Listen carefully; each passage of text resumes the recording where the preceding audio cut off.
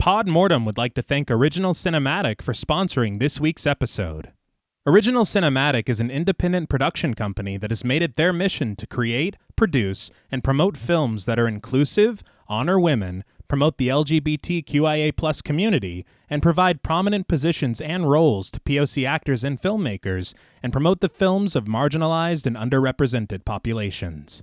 These are all things that are extremely important to our podcast as well.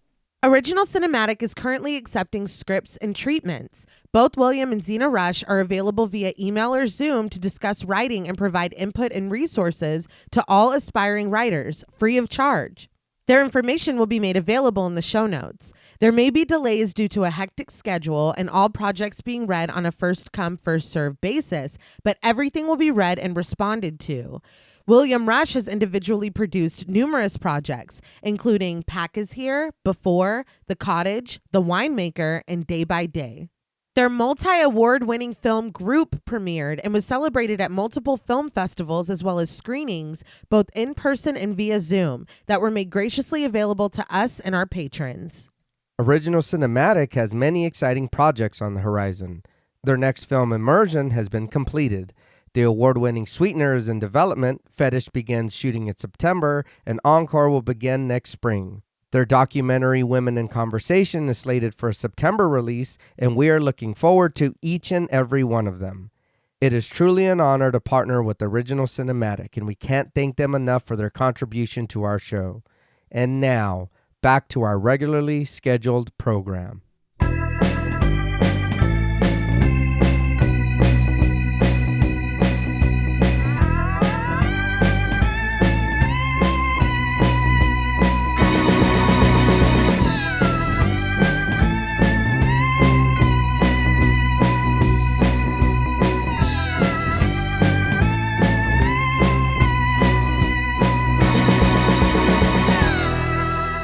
Salutations! Welcome to Pod Mortem. I'm Reneé Hunter-Vasquez, joined as always by my co-hosts, my husband and my brother. Hi, I'm John Paul Vasquez. Hi, I'm Travis Hunter-Sayapin. This week, we're recording live from the Dixie Boy truck stop discussing the 1986 sci-fi action horror film, Maximum Overdrive. This film was written and directed by Stephen King. King's first and only attempt at directing a feature film, Maximum Overdrive was the next logical step in a continued collaboration between King and Dino De Laurentiis. But the production, King's direction, and the outcome of this adaptation stray far from that logic. Still, entertainment lies in the ability to lean into this film's campiness, at times inconsistent narrative, and over-the-top performances. Whether you think it's bad, good, or so bad it's good, it's undeniable that Maximum Overdrive is not easily forgotten. This film was requested to us by friends of the show, Bobby Holmes, Angelica Deanda, Alan Johnston, Pancake the Panda, and Carissa. We want to thank them all for their support as well as this suggestion. So, what did you guys think of Maximum Overdrive the first time you saw it? So I don't remember the first time I watched it because I was a child, like I was young. Yeah. But I know that I watched this a few times, at least a handful of times, and I always remembered certain things from it. And then I hadn't watched it for a very long time. I've seen, bits and pieces here and there, you know what I mean? Little parts, on different things or whatever when people talk about it, or like on the Facebook pages or whatever. Mm-hmm. But watching this movie for the show, I was like, this is, I don't know if it was the child in me that was like, oh, this is fucking perfect. Or if it was just the silliness in me that was like, this is too fun. I know the movie isn't great. I can see, I've got eyes. You know what I mean? Watching it, there is a lot of like, what the fuck is going on here? But I think it is that me experiencing this as a kid and then watching it now as an adult.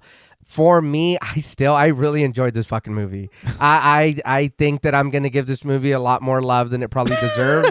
But I was born in the mid 80s. You know what I mean? I watched this shit and I was like, oh, this is great. Yeah. I think that is a very important thing that I am missing, unfortunately. Yeah. Because this film, it seems like, was built to have that nostalgic love for it. Mm-hmm. Because not having it, this is the first time I've ever seen it. Yeah. And I really only knew of it on reputation alone, Mm-hmm. of everything that people have said about it over the years. The fact that it was Stephen King's only directed film, and everybody made it clear that that's fine. And so the expectations were like, so I will say this. I expected it to be a lot worse technically Okay. because of that reputation. Yeah. But it actually looks fine. Yeah. Yeah. If you look at the technical aspects of it, the cinematography, the production design, Mm-hmm. even some of the makeup that they do, it's not what I expected. Yeah. But everything else was. I will say, every film's a miracle. Yeah.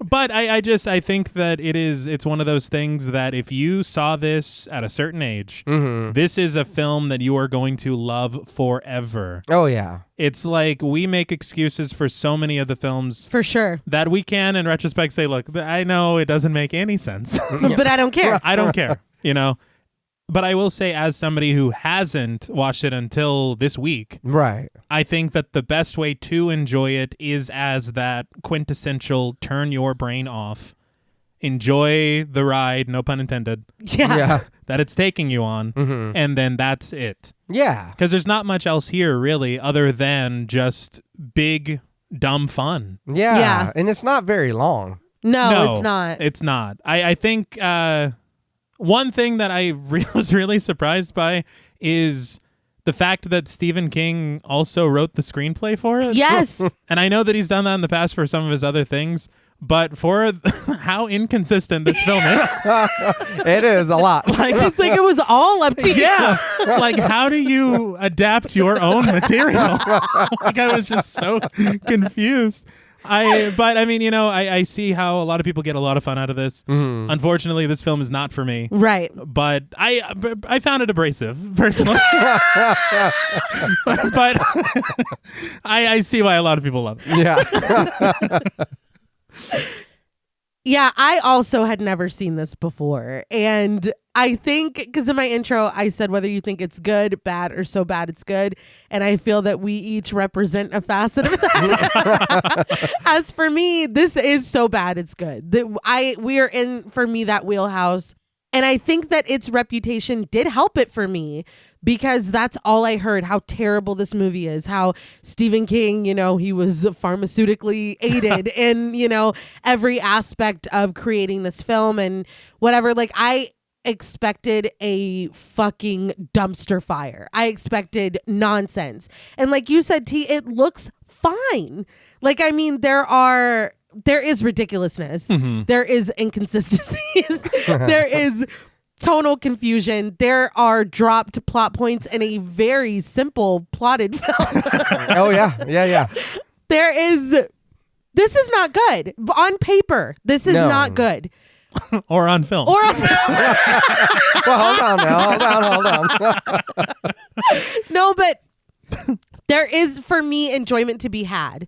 I laughed out loud at several moments. I did too. There is enjoyment. And that's why, and I know we're nowhere near ratings yet, but it's films like this that are so difficult for me, because I know that this is not a good movie. I know logically that it is not. There are so many problems with it, and we will detail them along the way. But I had so much fun watching it, because you either have to surrender to the fucking ridiculousness, or it's going to drag you kicking and screaming. And so I think that for me, it really, really was aided in the fact that I expected so much worse. The way that people talk about this movie, I thought that this was going to be just rotting my brain. And honestly, I'm not having watched it in so long, I kind of expected that too, babe, to come back and watch it and be like, ooh, you know what I mean? 10-year-old me or 8-year-old me was, you were tripping. But watching it did, like I said, maybe it was just a spark of watching when I was younger. But even that, I think it was just giving up this is not serious. Nothing about this movie is gonna like. Don't even the dialogue. What they're saying, just know their words. That's it. Like just follow what's going on in the movie, action wise. Like let's just do that. I think that is the barrier to enjoyment for sure. I was talking to my friend, and she was like, that she watched it a lot when she was a kid. She didn't realize that it wasn't good. And I was like, dude, like I've been very vocal. I didn't know until we started the show that people don't like that people that don't love like I do. And I get it. And it kind of does make me sad that I didn't watch this as a kid, because I think that I would enjoy it in spite of it. You know what I mean? Yeah. But all the same, watching it for the first time in 2025, I was laughing out loud. I had to pause it at some points. The music. Oh.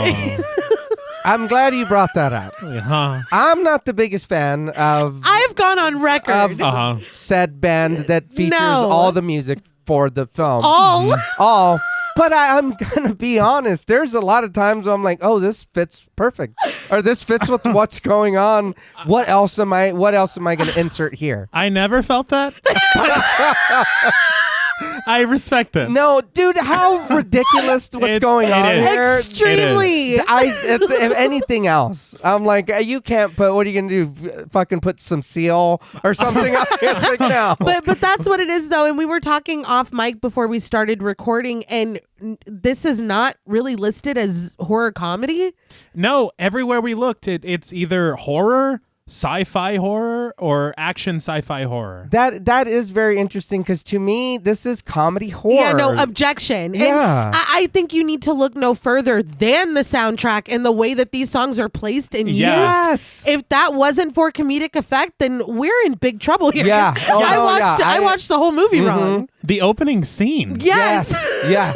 That's the tone of all of it. And that's the thing. That's right. You're flat out setting the tone there, period. So yeah, I think all three of us beg to differ. Like, I see sci-fi. Yes, of course, I see action.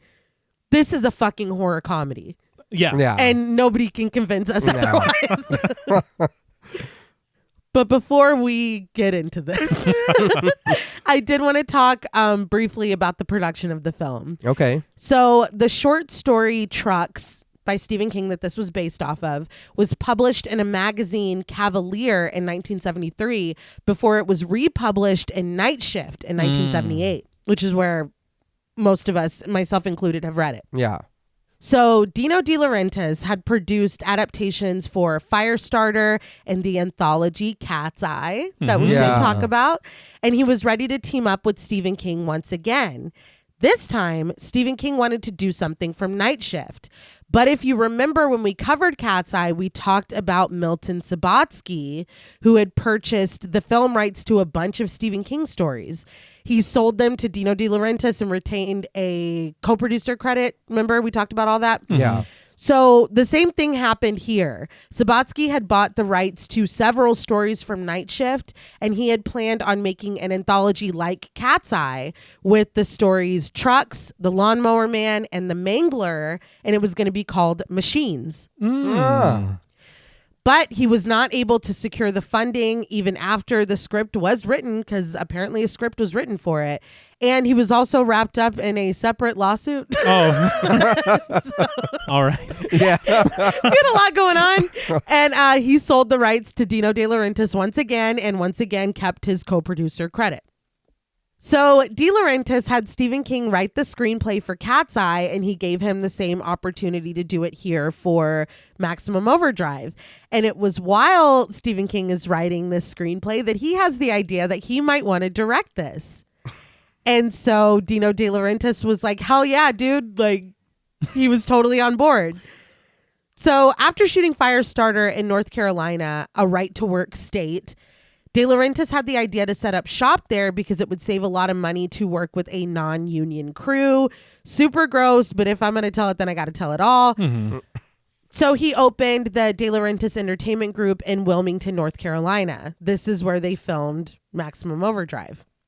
So Stephen King was an inexperienced and by some counts enthusiastic director, and by other counts bored, disconnected, and disinterested as a director.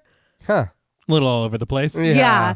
But I think the latter was specifically when he did not get his way, because it seemed, and we'll talk about a couple instances of push and pull between him and Dino De Laurentiis, and De Laurentiis won all of these back and forths. Yeah. So is this his fault? Too hands-on. We'll talk. But I did read stories about Stephen King renting out an entire theater for the cast and crew, buying everyone snacks, and showing Godzilla 1954 and Night of the Living Dead, and providing commentary and chatting during the film. But on the other side of the coin, there was an accident that happened under his watch during filming that resulted in a horrific injury and a lawsuit that we will be talking about later on. But to quote King himself, quote, "The problem with the film is that I was coked out of my mind all through its production, and I really didn't know what I was doing." End quote. Okay. I see that being both an issue. Yes. Two pretty big issues. Yeah. But I read stories from the crew saying that he'd be a few beers in when they met up at 6 a.m. Oh.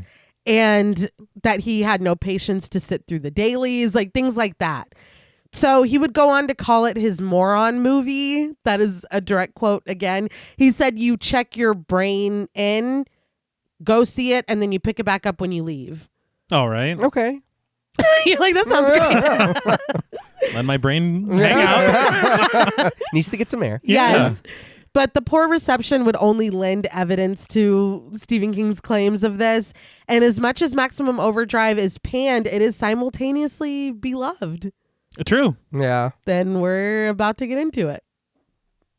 Now, before we unplug this film, we would like to issue a warning for spoilers. Podmortem is a very in-depth podcast, and in thoroughly discussing horror films, we have no choice but to spoil a thing or two.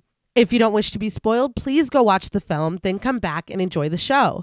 If you've already seen the film or don't care about spoilers, then let's start our engines. The film opens on the sky, bright stars freckling its darkness. We pan down to find planet Earth. Yellow text appears over it, reading, "On June 19th, 1987, at 9:47 a.m. Eastern, the Earth passed into the extraordinarily diffuse tail of Rhea M, a rogue comet. And in 2 years and 1 day, something pretty fucking cool was going to happen." Yeah, I knew you couldn't. Just let it go. It's too close. It is. I'll give you that. It continues. According to astronomical calculations, the planet would remain in the tail of the comet for the next 8 days, 5 hours, 29 minutes, and 23 seconds. We hear a cacophony of various sounds as a green mist encircles the Earth. I could not have been more shocked that this film begins in space. Not at all. Yeah, I remembered none of this. None of it.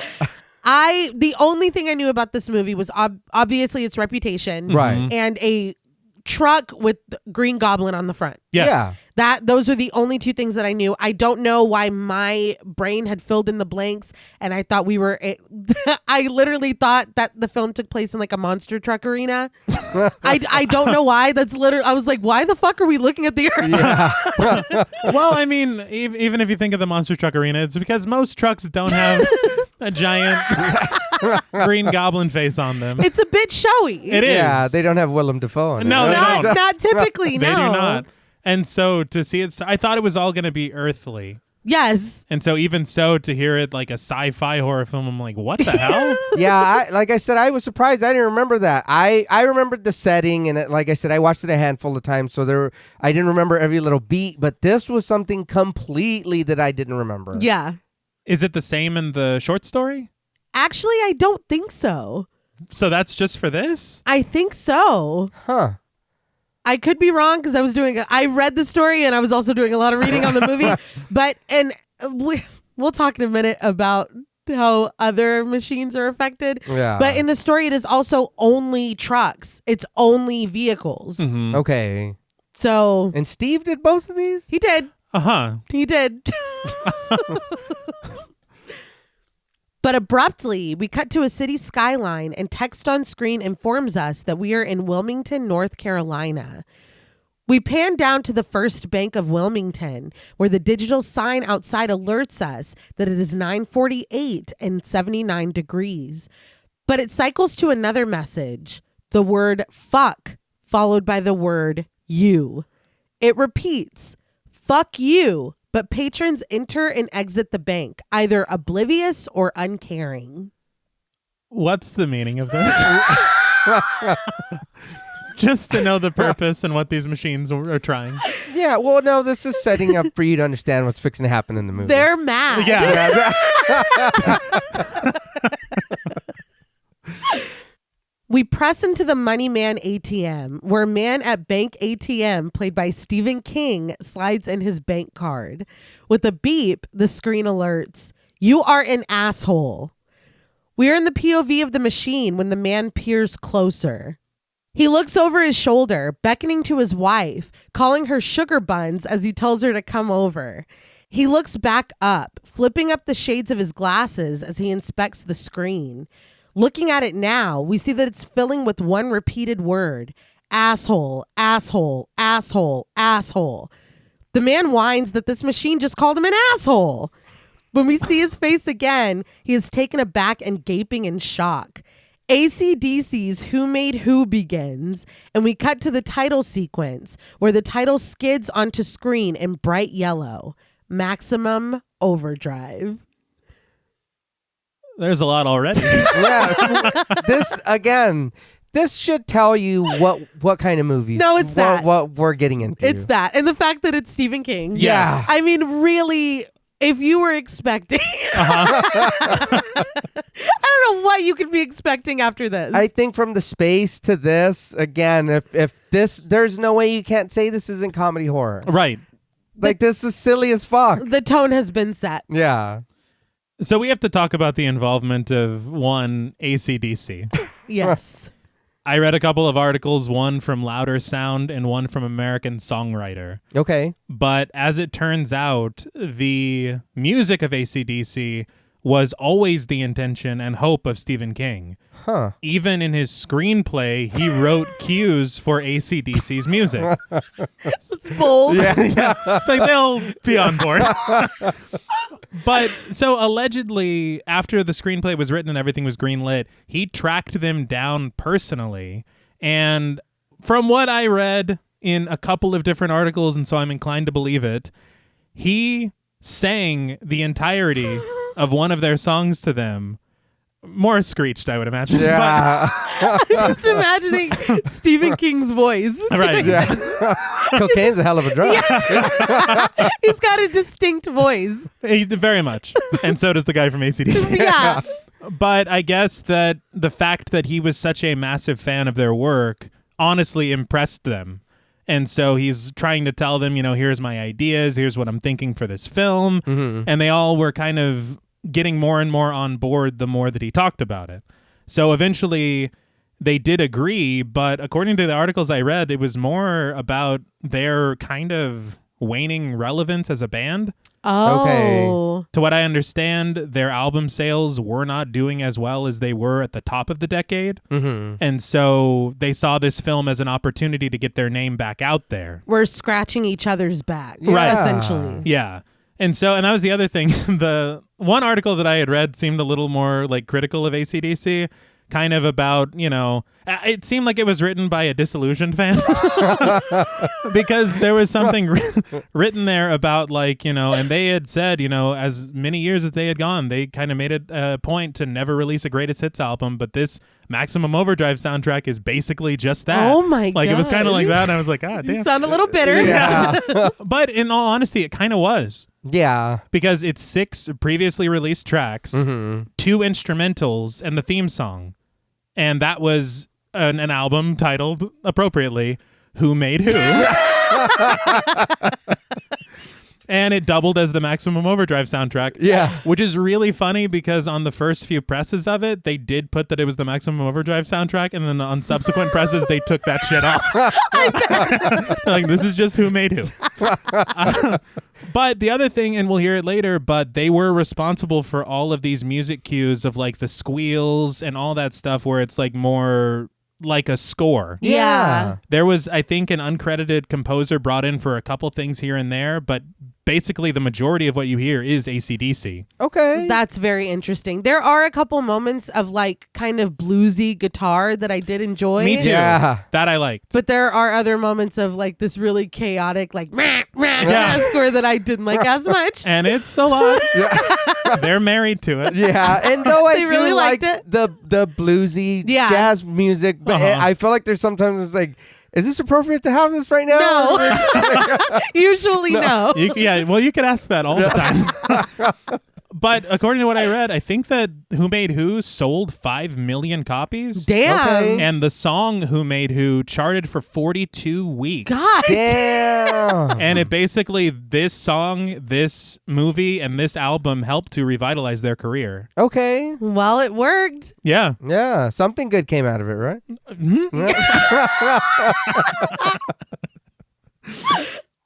But the music continues as we get shots of vehicles driving across a bascule bridge. We get shots from beneath the bridge, shots from the middle of the bridge, and shots of the vehicles as the credits appear.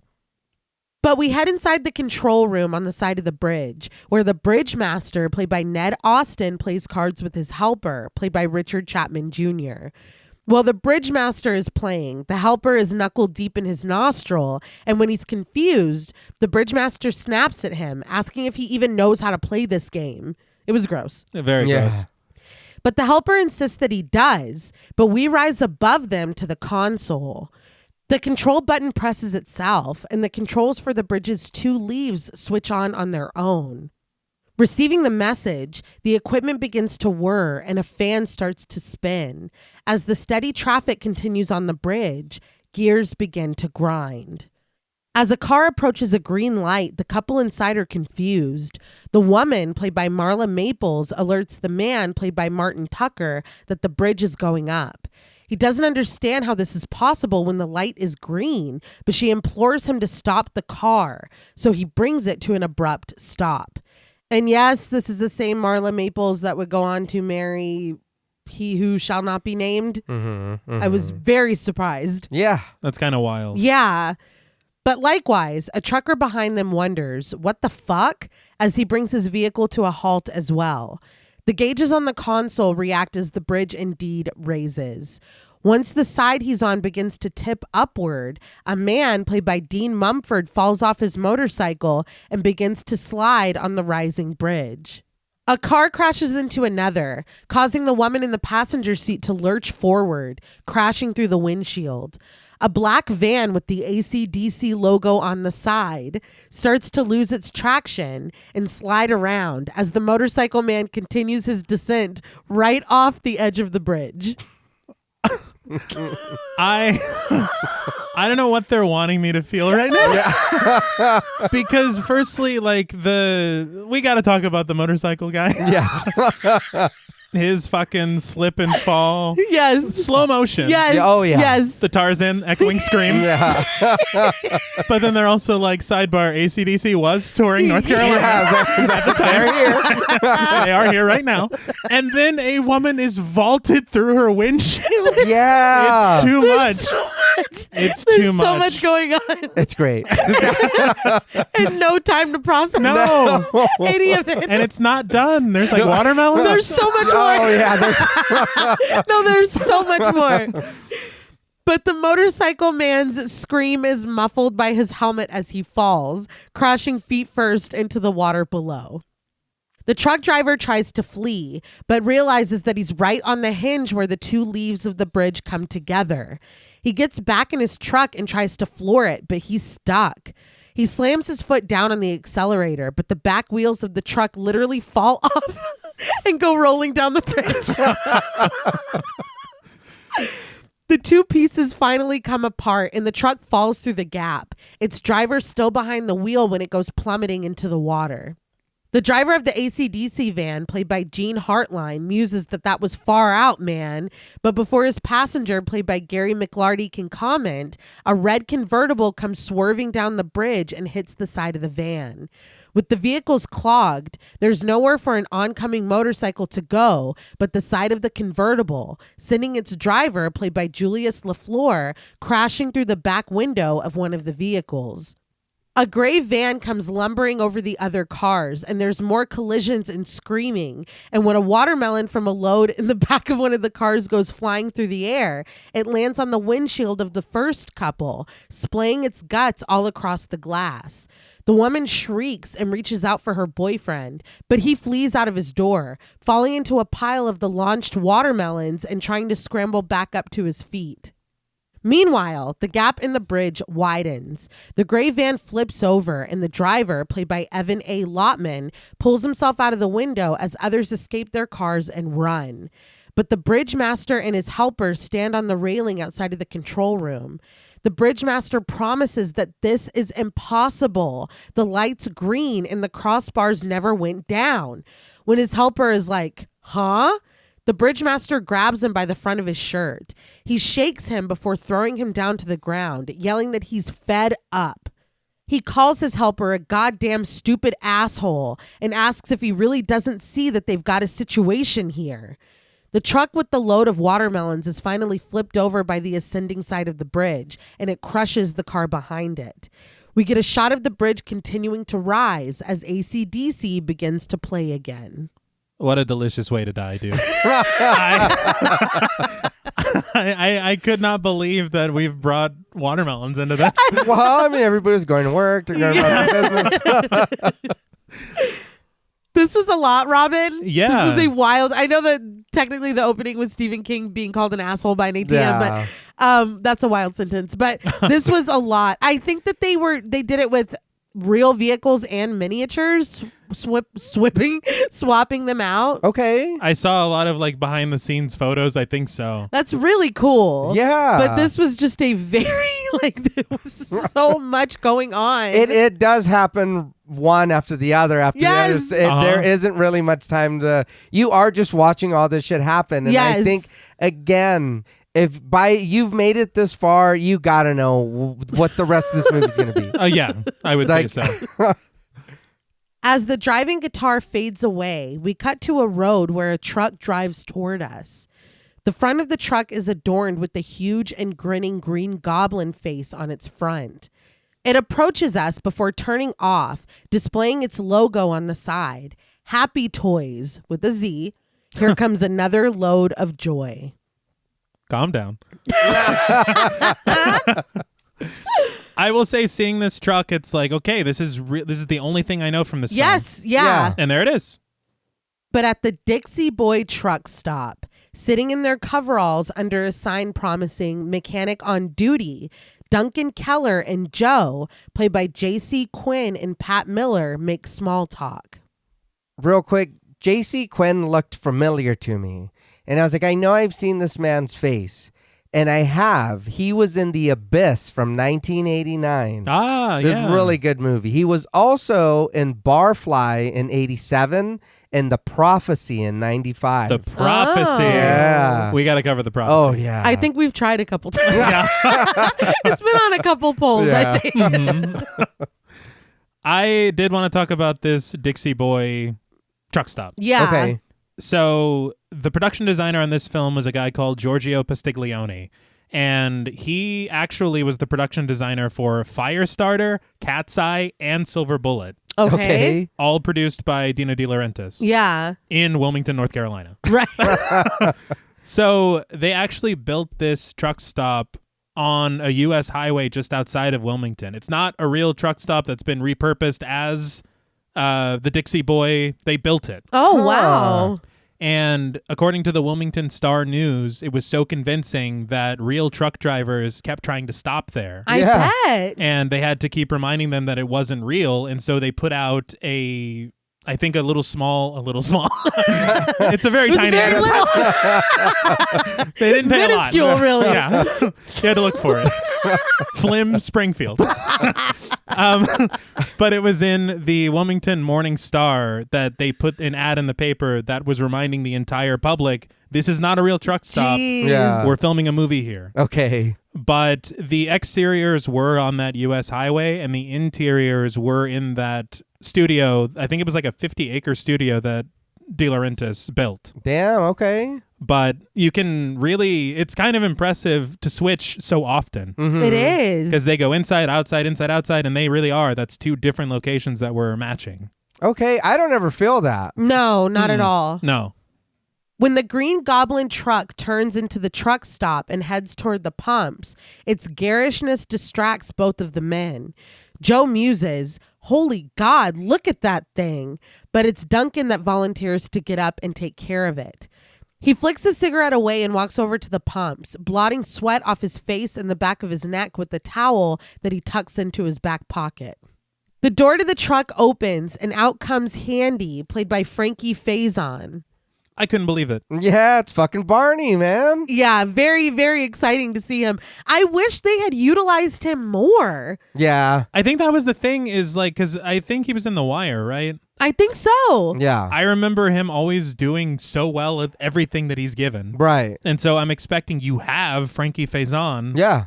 Why is he relegated to maybe 3 lines in the film? It's and when he comes back up, you're like, oh, yeah. Yeah.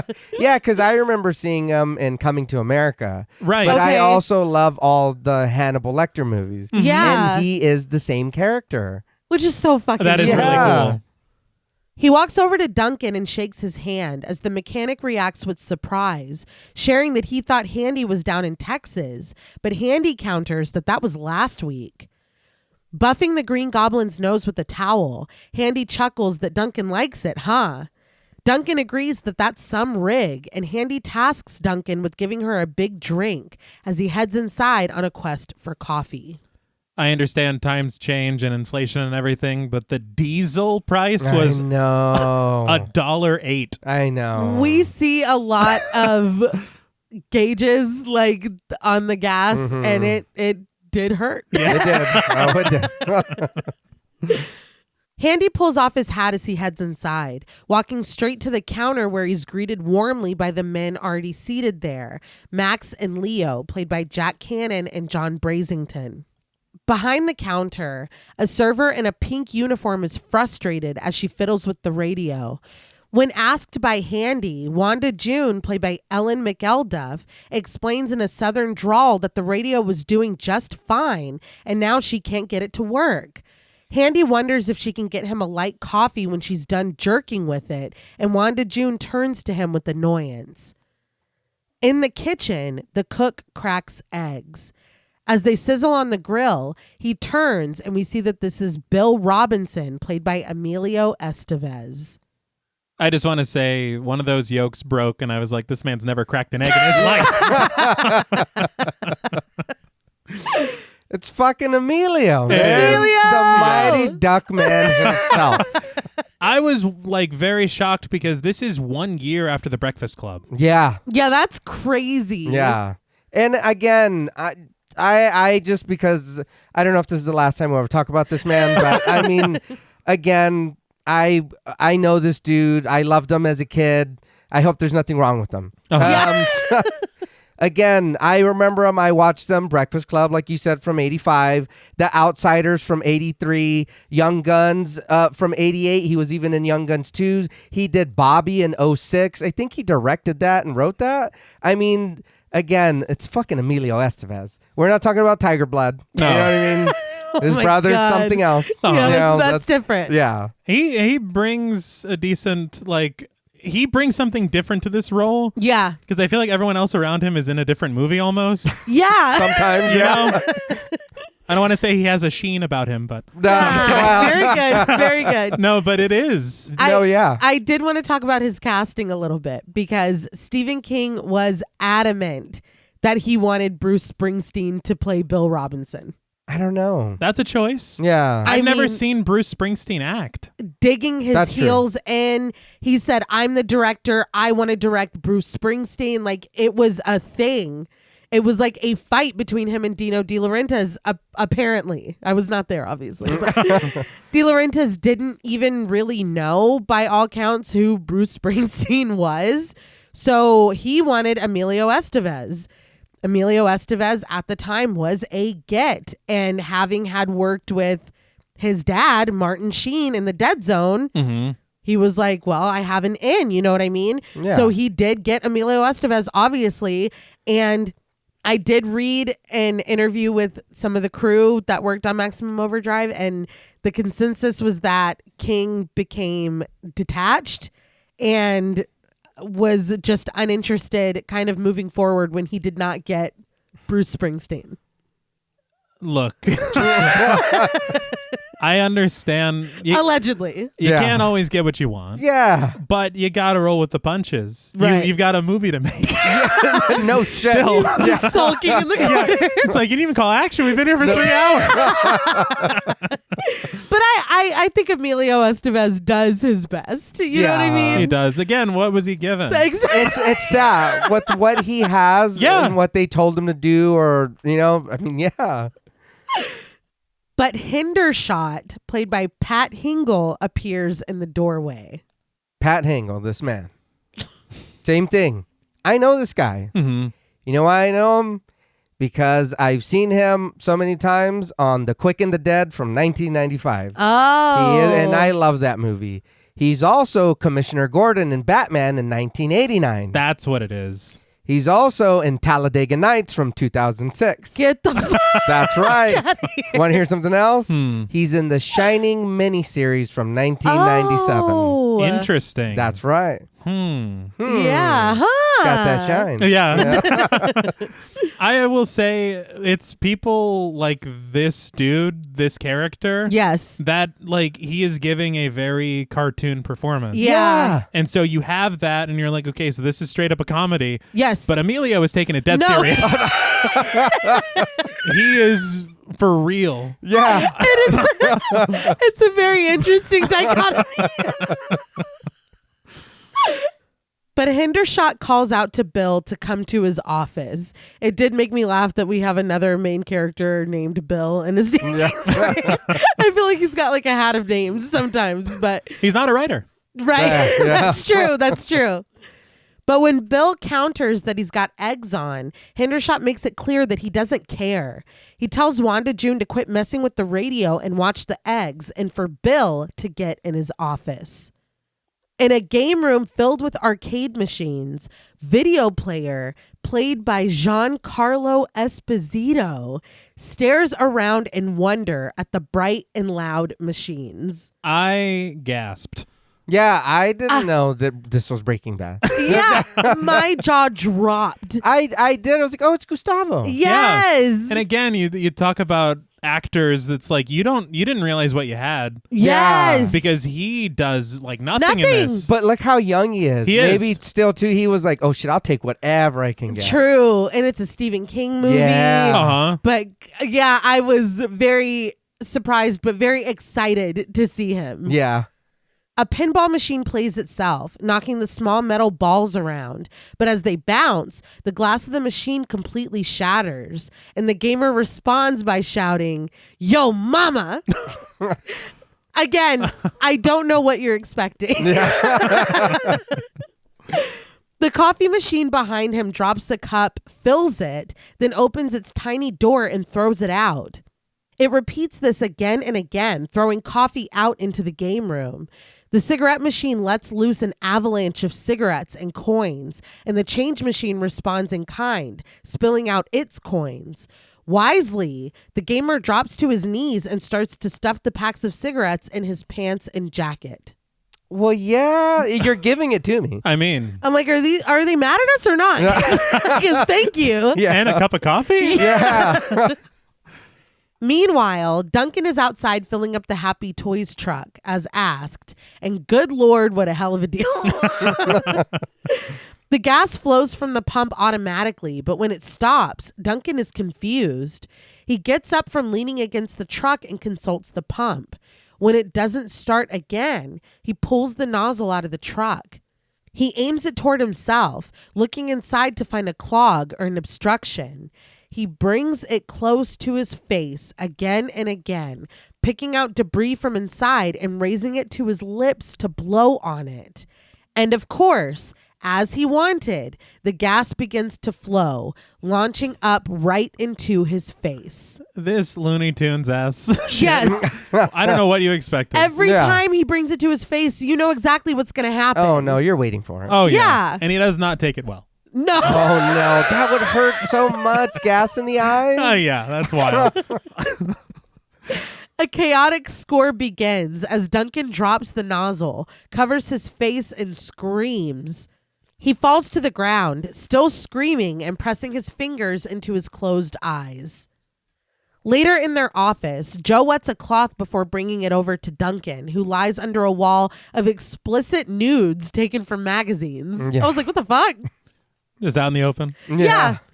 Duncan takes the washcloth and brings it to his face. Steve Gayton, played by Larry Parks, calls out to Hendershot, sharing that Duncan had an accident. When Hendershot asks what happened, Steve explains that he doesn't know how it happened, but Duncan got diesel in his eyes. Hendershot is like, is that all? Yeah. Just an evil prick. Cartoon. Yes. Yeah. Yeah. We join Hendershot, still sitting across from Bill in his office. He tells Steve to flush Duncan's eyes and leave him alone because he's trying to have a conversation. Bill looks pensive as Hendershot ends the call, but with a grin. Hendershot reasons that he's got to wipe everybody's ass around here. It's a shitty job, but somebody's got to do it. He asks Bill, "Ain't that right, Bubba?" But Bill says no. He wants to get back to their conversation and he wants to make sure that he's got it right. Hendershot wants him to work for 9 hours, but only clock in for 8 of them.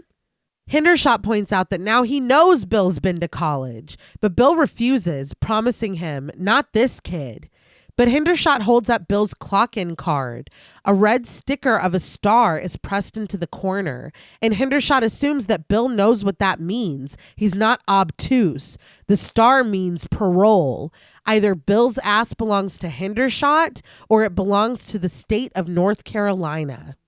Accepting that Hendershot has him against the ropes, Bill scoffs. He muses that Hendershot's got quite the racket going on, doesn't he? But Hendershot just hands over the time card, asking Bill to put it up on his way out. When Bill takes it hesitantly, his eyes cold and his jaw set, Hendershot thanks him, calling him Bubba again before bursting into laughter. As Hendershot cackles and puts his cigar in his mouth, Bill leaves the office without another word. This is fucked up. Yeah. I honestly couldn't even believe it. Why can't I tell my parole officer? Be like, look, dude, I got a job. This dude's trying to cheat me out of my paycheck. What the fuck?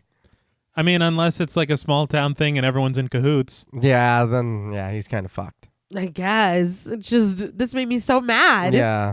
I think another thing that's wild is he's like, 1 hour is fine. Like he's such a piece of shit, but he's not getting 12. Yeah.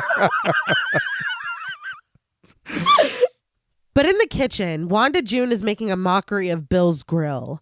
It's littered with scraps of potatoes, meat, and busted eggs. When she cracks one onto the flat top now, the yolk pops. She balls the shell up and throws it to the side before starting to scramble the egg recklessly. When a patron calls out to her, asking if he's supposed to get his coffee himself, Wanda June in turn calls out to Bill, who is sliding the time card back onto the wall. She informs him that things are getting out of hand here, but Bill takes another look at the time cards tucked into their slots. Several of them have matching stars in the corner just like his. Jeff Moore, Gene Poole, that's funny, Stephanie Fowler. As Bill looks over these, he mutters, "Jesus Christ." And one of them had 2 stars. I saw. Like, what did that guy do? He takes 2 hours from him. But I guess he's doing it to everybody. Yeah. I mean, It's fucked up. yeah. But Wanda June is still fighting for her life in the kitchen, and she doesn't even notice when an electric carving knife turns itself on and turns its hungry teeth in her direction.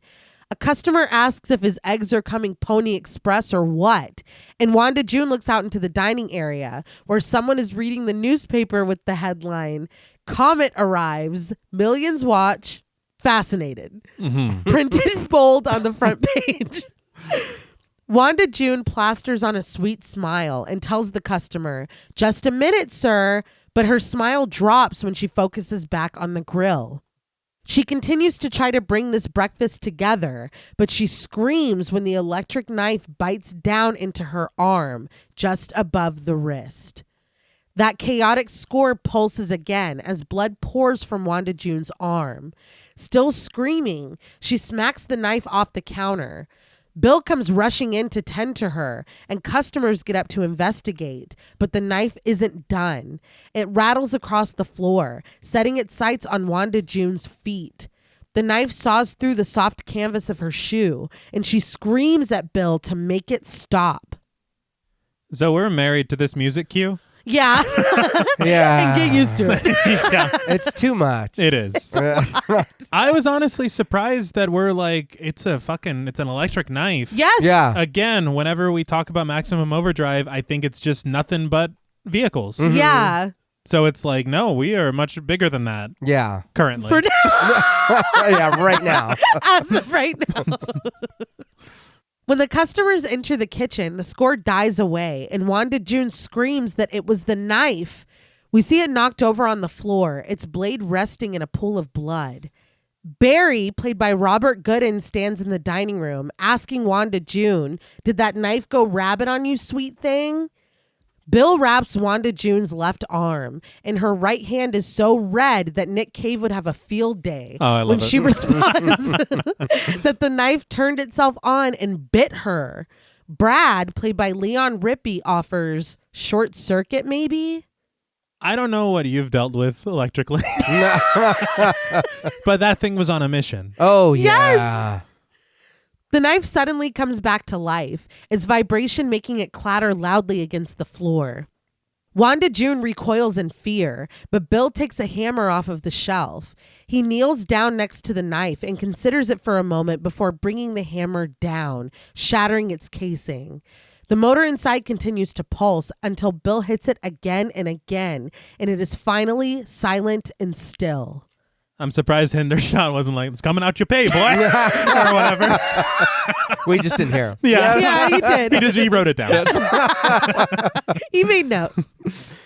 But in the game room, the video player's clothes bulge with everything he's stolen from the malfunctioning machines. He even has stuff sticking out from under his hat. He grins as he tucks the last cup into his shirt and pats his padded stomach. But before he can leave, his eyes catch the screen of the Star Castle machine. It did make me laugh that he tucked that cup of coffee into his shirt. He was packed ready to go. Yeah. He was. Bright shapes pulse, growing smaller as they disappear and another shape takes its place. Circles, X's, crosses, waves, stars. The gamer's eyes grow wide as he steps closer, transfixed, the screen bathing him in a strange red light, technically making Maximum Overdrive 1986 a Giallo film. Hey. Don't taint the subgenre with this. Makes it better. Yeah, I don't know what to tell you. I don't make the rules. I'll add 1 point.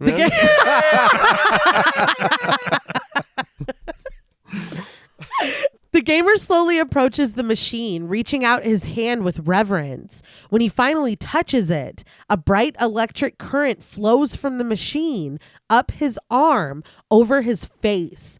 The gamer begins to thrash violently, seizing so hard that his hat flies off. In the kitchen, Hendershot stands with Wanda June and Bill and wonders bitterly, now what? The gamer continues to shake, though, the currents flowing over his body before he is finally thrown back with a loud boom. I thought he'd walk out of the room fixing his tie.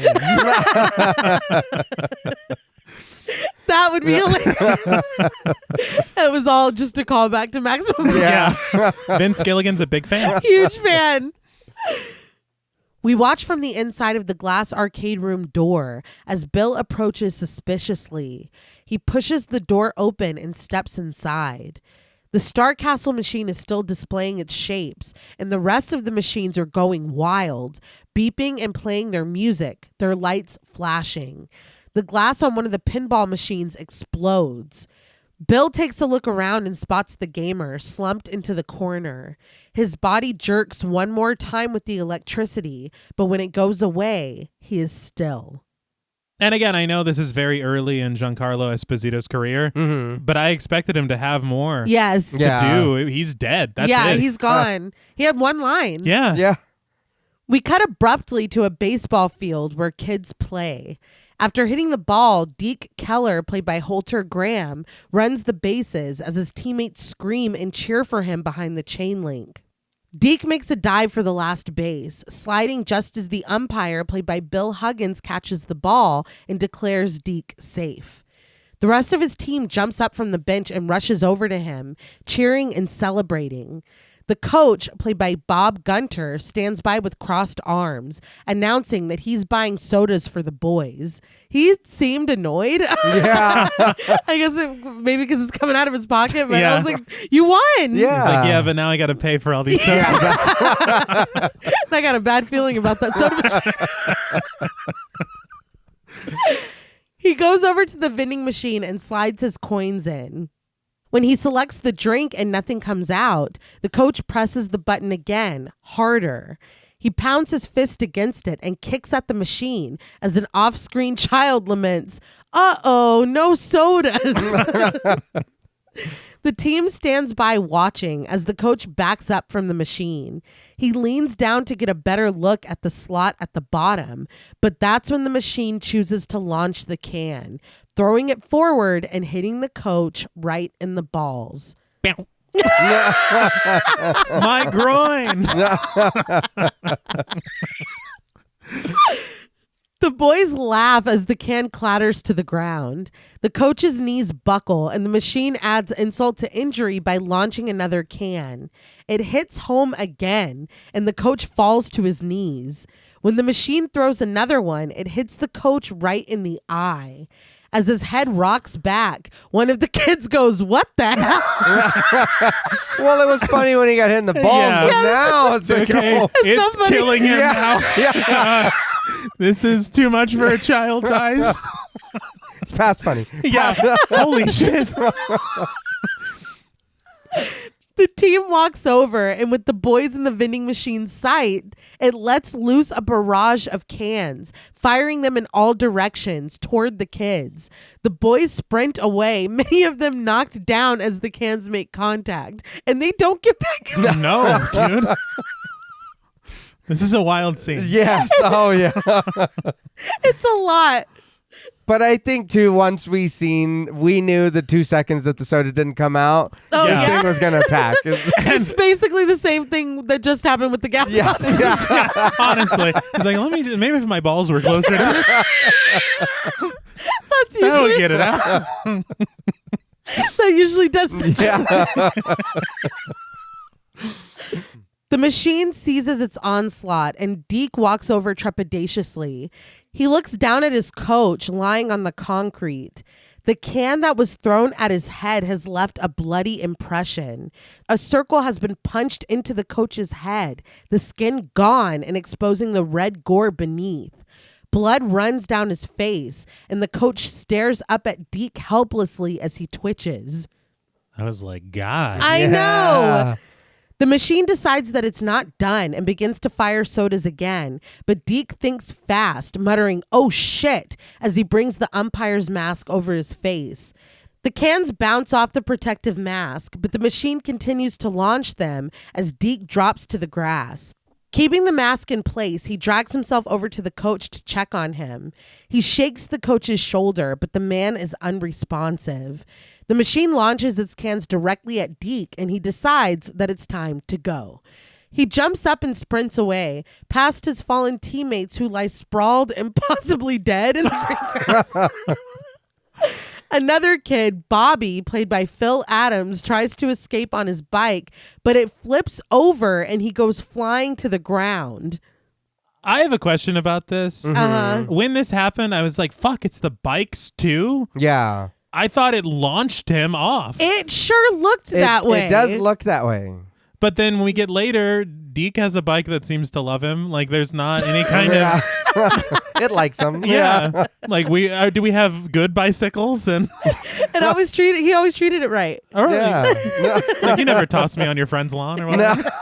So I don't know. You took care of me. I took care of you. Tires aired up. Yeah. They don't forget. But a steamroller comes crashing through the scoreboard and heads right for Bobby. I'm sorry. No. Deke screams for his friend, but Bobby remains on the ground helpless as the steamroller rolls right over him, crushing him.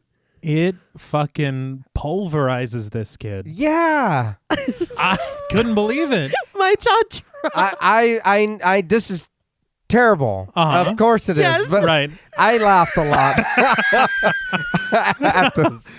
I was very surprised. Yeah. Yes. You can't help but laugh out loud. Yeah. No, you can't. I mean- We're like, right, guys? Yeah. It's not just us, right?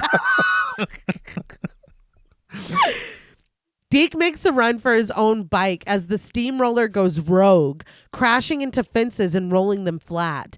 But Deke is able to mount his bike and speed away. But on the street, a lone car drives down the road. Camp Loman, played by Christopher Murney, is behind the wheel, softly singing, "One step at a time, sweet Jesus, that's all I ask," repetitively. Next to him sits Brett, played by Laura Harrington, who fiddles with the radio. Laura Harrington. I know her from The Devil's Advocate in 97. Oh. She was also in What's Eating Gilbert Grape in 93. Oh. She had talked in that interview that I read about what a different experience this was because she was an actress in New York. Mm-hmm. And she said that Emilio Estevez had come from Hollywood and that their experiences were just very different. She said that she and Emilio Estevez were put up in condos next to each other on the beach. And he was flying out his friends like Tom Cruise, and he was dating Demi Moore. So he was flying her out every single weekend, and she was just blown away. Mm-hmm. It was very interesting to learn, too. I learned from her through that interview that they were also filming Blue Velvet at the studio at the same time. Yeah. Oh. And so she said that on breaks and lunches, she was seeing people like David Lynch and Isabella Rossellini, and that it was incredible and just an amazing experience. I bet. She's like, man, it's a shame that we're doing this over here and they're doing that over there. What's going on this side? Chico, we're making the same kind of... No, No, I no. guess we're not, Yeah. are we? Room for one more, David? I did read a story that you mentioned David Lynch and Blue Velvet, but Stephen King told a story recently. I read an article that I guess whenever they were filming Maximum Overdrive, it wasn't getting into it with one of the camera operators, but he was trying to get the camera operator to do a certain thing that breaks one of the rules of cinematography. And so the cameraman was like, "You're breaking the 180-degree rule." And Stephen King's like, "I don't know what that is." Of course. And so he talked to David Lynch about it because they met at a cafe while they're both filming their films. Yeah. And David Lynch explains, it's like, well, it's like this imaginary line that's drawn, and basically the movement of the camera matters because it messes with the audience's perception, blah, blah, blah. Explains everything. And Stephen King is like still asking all these questions. And David Lynch is like, look, just do what makes sense to you. And the funny thing is that the last quote, Stephen King goes, yeah, because he didn't really get it either. It's like, he just explained it. He just explained it to you. That was the first part of your story, Steve. I love that. He's like, yeah, we were both pretty clueless. It's like, no, you're just hiding. Yeah. Like, I love that. But back in the car with Camp and Brett. Camp suggests that she give up with the radio as he hasn't been able to get anything on it for the past half hour. Chomping on hopefully gum, but it could have been chew tobacco. I don't know. Yeah. He guesses that he must have a broke antenna. After a beat, he slides his hand up Brett's denim-clad leg, wondering how far up the road she's going, sugar pie. Brett grabs his hand, pulls it off of her leg, and deposits it into his own lap. She guesses that that'll depend on how long Camp can keep his hands to himself. He's already proven that he can't. Yeah, pull over here. Yeah. I'll just let me off at the side of the road. When he asks her to repeat herself because he didn't quite catch what she said, Brett tells him flatly that she said that she doesn't really know. Camp guesses that Brett is just drifting, and he chuckles at that. He knows what that's like. He's been drifting himself for about 10 years now. He starts to tell the story about when he started his business, but Brett shushes him. She finally gets something on the radio. The anchorman's voice, provided by Hal Fishman, informs that strange occurrences are being reported, but they'll have further bulletins as they come in. In the meantime, he's going to repeat an important message. If you are on or near a major highway, get away at once. Camp continues to sing lowly to himself as he takes a sip from his flask, completely ignoring this report. Get out of this car. Yeah. But when the radio cuts out, Brett is furious. She kicks out at the dash and Camp rubs her leg again, calling her sweet thing and asking unconcerned, what's wrong with her? He has nothing to say about her kicking his. Brett tells him to pull in somewhere before turning to him and adding coldly that he's going to be wiping his ass with the hook the next time he takes a dump if he doesn't get his hand off her leg. Camp promptly returns his hand to the wheel. He chuckles, asserting that he never heard no talk like that when he was a boy. I was like, right. what the fuck are you talking about? You don't have any manners either, dude. No. None. Fed up, Brett takes matters and the wheel into her own hands. She swerves the car to Camp's panic, sending up dust from the road as she Tokyo drifts them into the rest stop. Once they skid to a stop, Camp asks her if she's gone crazy or something, but Brett asks if he really didn't hear what the man on the radio said. Camp eyes her suspiciously before proposing, "Are you on something?" Brett gets out of the car. Good. Yeah. Camp yells at her to wait a minute, demanding that she not run away from him like that, but Brett only responds by slamming her door. She hurries toward the diner, but Camp gets out and scampers behind, clutching a suitcase in his hand. When he reaches Brett, she tells him pointedly to eat her shorts, but Camp wonders if this whole world has forgotten what good manners is. That line is really funny considering somebody that we meet later, but Steve stands by chuckling and Joe blows a bubble as they watch Camp's tantrum.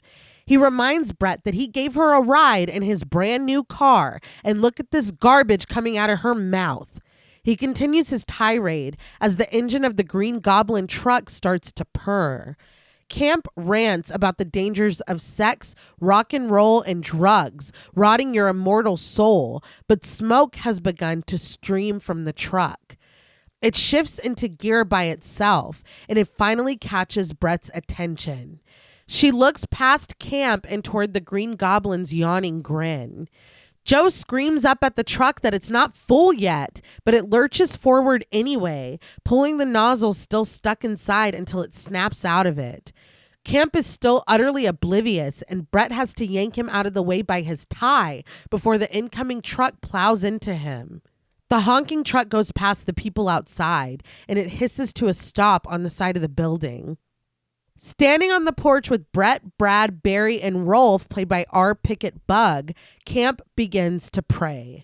And I just want to add very quickly, I was not pleased with the choice of names in this film because Bill, Brett, Brad, Barry, it's too fucking much. Yeah. That's unnecessary. On my best day, I struggle. This is too much. But the diner's patrons head back inside, and Brett takes a few steps forward, eyeing the truck in the distance. The back of it depicts a brightly colored clown, smiling maniacally against its black background. Joe picks up the broken nozzle, which still spills dark diesel. He looks out at the truck quizzically as he blows another bubble.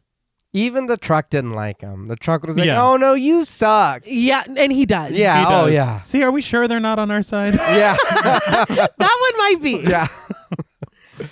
Everyone gathers in the diner with Bill standing in front, looking out the window where the Green Goblin truck is still parked, the clown on its caboose staring back at them mockingly.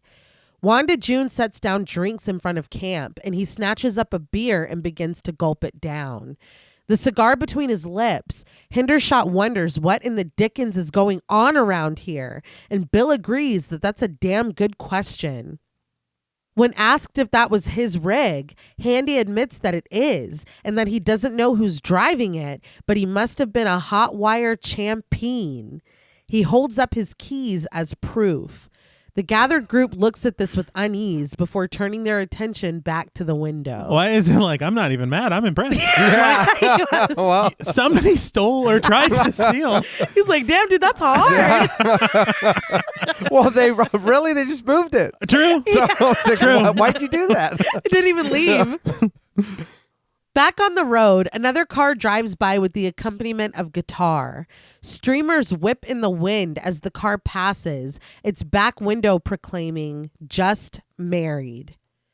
Kurt, played by John Short, sits behind the wheel, and his new bride, Connie, played by Yardley Smith, rests her head on his shoulder contentedly.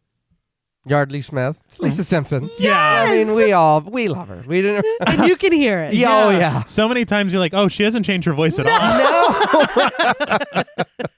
No. And John Short, it looks like he was in Christmas with the Cranks in 2004 and Ransom in 96. Huh. Yeah. Eyeing the gauge, Kurt realizes that they need to stop for gas. This is good news for Connie, who needs to use the ladies' room. When Kurt asks if he can watch, she smacks him playfully and tells him that he cannot. I was like, Kurt. Yeah, come on, man. It's like we're married now. I thought. That's part of it. Yeah. They continue down the road, passing a line of abandoned and rusted out cars, their hoods raised and some of their tires detached. Still, the headlights blink inexplicably. Kurt brings the car to a stop after they go over railroad tracks, and he starts to ask Connie if she saw that. When she asks what he's talking about, he shakes his head and dismisses it with the never mind. Instead of exploring it further, Kurt turns into a parking lot and pulls up to gas pumps. When he brings the car to a stop, they peer around the corner of a short strip of bricks where a bloody hand is in full view. Kurt is appalled by this, and Connie covers her face as she lets loose a blood-curdling scream. Kurt gets out to investigate. He races over to find a dead gas station attendant played by Bernie Pack. Connie gets out of the car and asks her husband fearfully if the man is dead.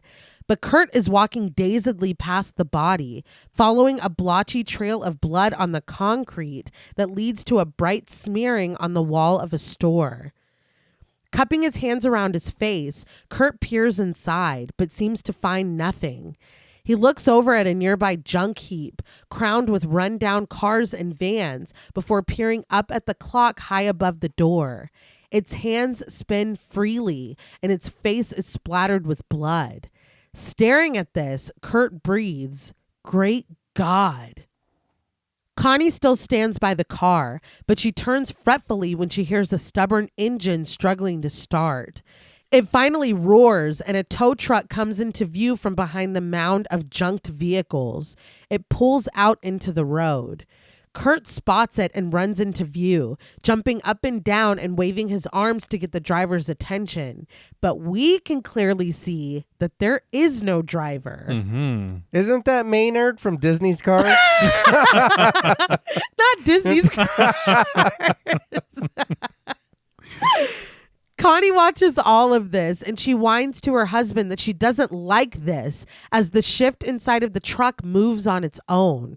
The accelerator depresses, and the truck comes right for Kurt. He launches himself out of the way just in time as the truck barrels its way onto the store's porch. Tears streaming down her face, Connie screeches her husband's name. Smoke pours from the wrecked truck, and we pan over it to find Kurt underneath a fallen support beam. Connie begs to know if he's dead, but Kurt pushes the beam off and coughs as he raises himself to his feet. He looks over at the truck to find its driver's seat to be completely vacant. Smiling goofily, he stumbles over to his bride and wraps his arms around her in a tight embrace. The two share a passionate kiss, but when they hear the sound of an engine struggling to start, Connie screeches and runs for the driver's side door. They were hugging like the movie was over. Yeah, no shit. Let's go home or whatever. It's like, dude, No. that's a truck and you just saw there's nobody in it. Yeah. Kurt stares dumbly at the wrecked truck as it shakes, but when Connie screams at him to come on, his stupor is broken and he jumps in the car. Connie screams as she speeds them away, but when she heads toward the railroad tracks, the bell starts to ding and the arms begin to come down. Kurt yells that she's going the wrong way, and Connie Tokyo drifts in the other direction, imploring her husband to stop shouting at her because she can't drive when he does that. The engine continues to roar as Connie drives them out of view. Meanwhile, a red trash removal truck filled to the brim pulls into the Dixie Boy. But inside, Hendershot is lamenting the condition of his game room, calling the situation dog shit. Joe stands next to him, dutifully lighting his cigar. Hendershot asks if Joe did what he told him to do with the body, and Joe assures his boss that he got him downstairs. He comments that the gamer was pretty crispy, and he asks what happened. Hendershot mutters, "Fucked if I know, Bubba. Fucked if I know." Bill is outside, looking up at the demented clown painted on the back of the Green Goblin truck.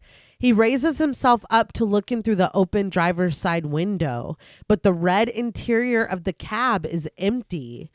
Bill lets himself in, his eyes wide and ready as he eyes the red curtain pulled closed between the cab and the back. He arms himself with the car key poking between the knuckles in his fist. Bill steadies himself before ripping the curtain open, but the only thing that greets him is a Green Goblin Jack-in-the-Box, which pops up with a wicked grin. Dude's a big fan. Yeah. His search unfruitful, Bill hops back out of the truck. He walks its length, inspecting it before kneeling down in front of the back license plate. Somehow, inside the cab, the ignition turns without a key inside. Air whooshes as lights on the dash begin to glow, but Bill gets the shit scared out of him when someone grabs his shoulder. He cries out as he turns, but it's only Brett, who jokes with a playful vroom vroom. He stands up next to her, and the driver's side mirror turns on its own, granting us the view of Bill and Brett walking back toward the diner. Brett wonders if there was anyone in the truck, and Bill reports, "Not now." Brett stands close to Bill and leans into him when she admits that he's cute. Bill giggles and asks, "Am I?" But Brett brings him back down to earth by clarifying, "Not that cute."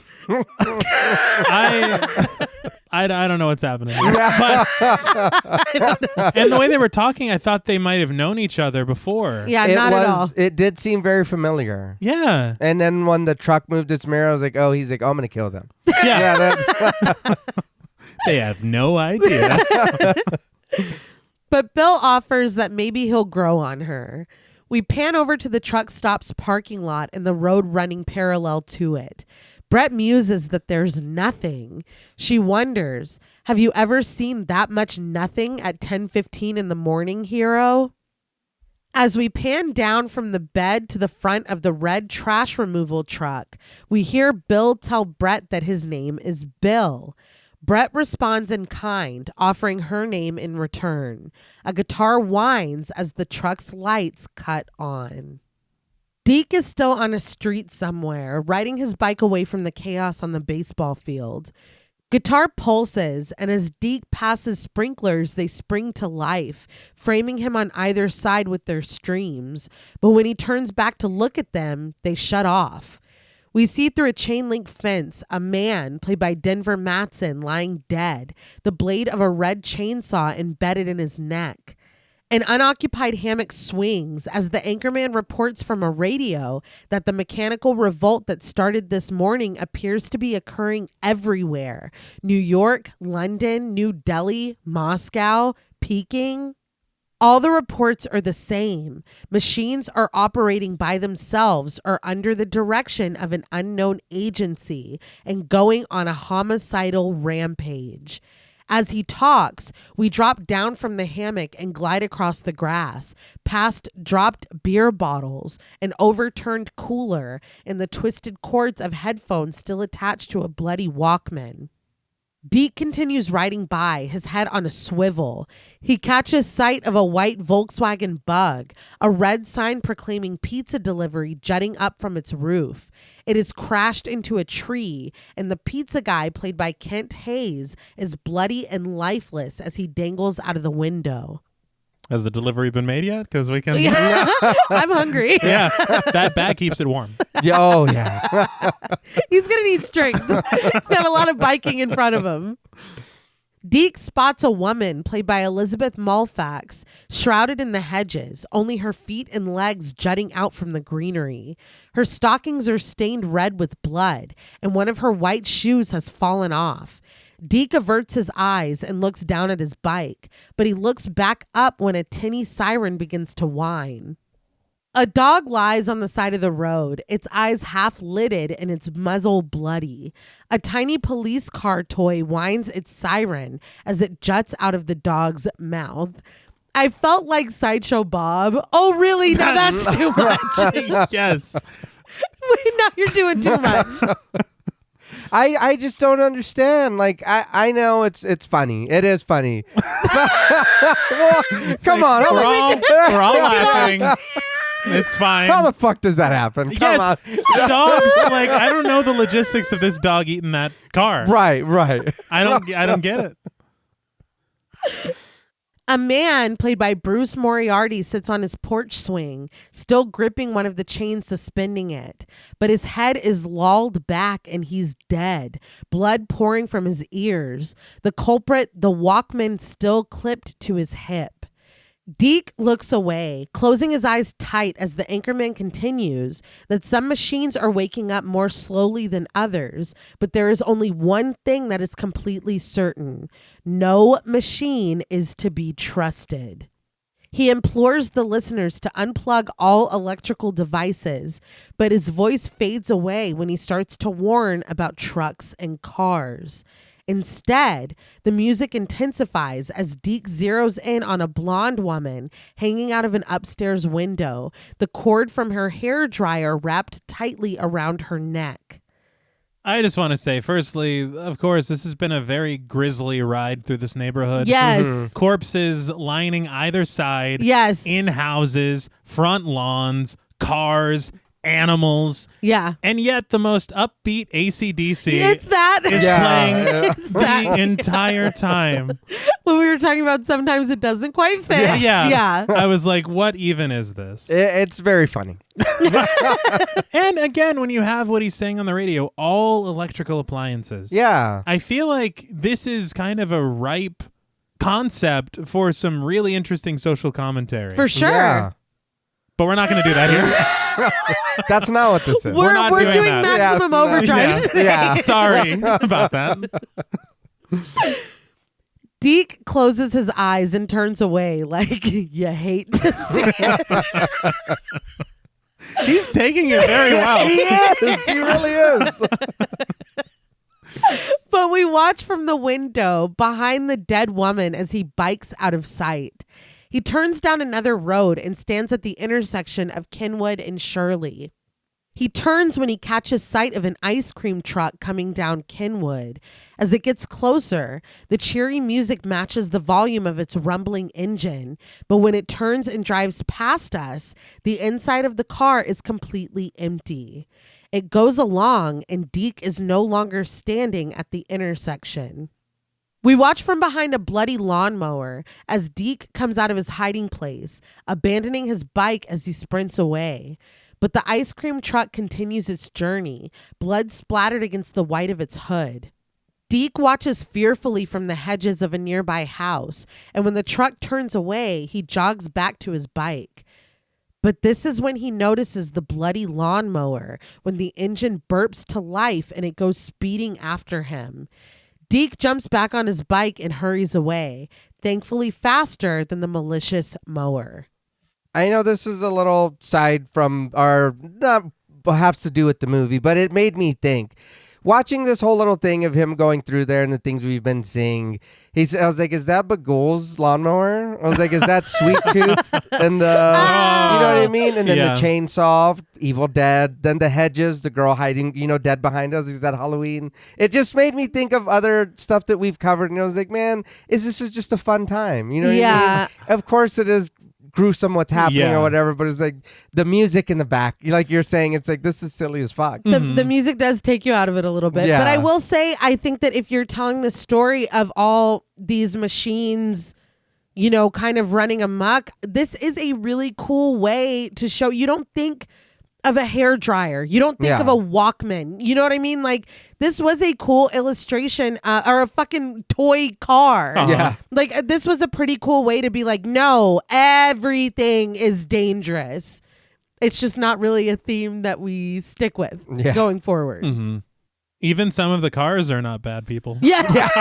That's true. But the time, unfortunately, has come for us to talk about this injury in this lawsuit. So the cinematographer for this film was Armando Iannucci. And because Stephen King was an inexperienced director, Dino De Laurentiis wanted an experienced DP. And Iannucci had been doing it since the 50s. He had even shot Silver Bullet the year prior. So he did not speak English, and Stephen King did not speak Italian. So there was a language barrier despite having a translator on set. So for this scene, when the lawnmower takes off by itself, the lawnmower was controlled by a remote. King was advised, allegedly, to remove the blades from the lawnmower. And he allegedly insisted that it was scarier with the blades in. And this allegedly led to a sequence of events that we're about to get into now. That was, according to the crew interviewed for an article for Slash Film. Okay. They angled the camera on the ground with a wooden wedge behind it to be able to look up at the lawnmower like we see in the film, in this kind of menacing shot, because it's scary. The machines are scary. So they hit the remote for the lawnmower to take off and nothing happened. So the crew is told to just turn up the speed. They keep doing this because the lawnmower is not budging. It's not reacting and doing what it's supposed to do.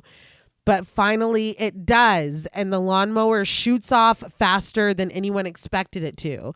And the blades that weren't removed hit that wooden wedge that is propping up the camera to get this angle.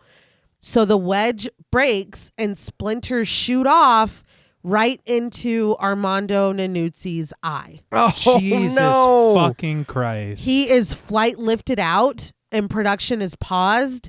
Iannucci would return with an eye patch, and they said he was in really high spirits, but at the time they did not know the extent of the damage to his eye. Coincidentally, Iannucci and Stephen King shared a birthday. Really? Yeah. So when he came back, the cast and crew had a party for them. And I've seen photos of Iannucci with his eye patch on, hugging Laura Harrington at this party.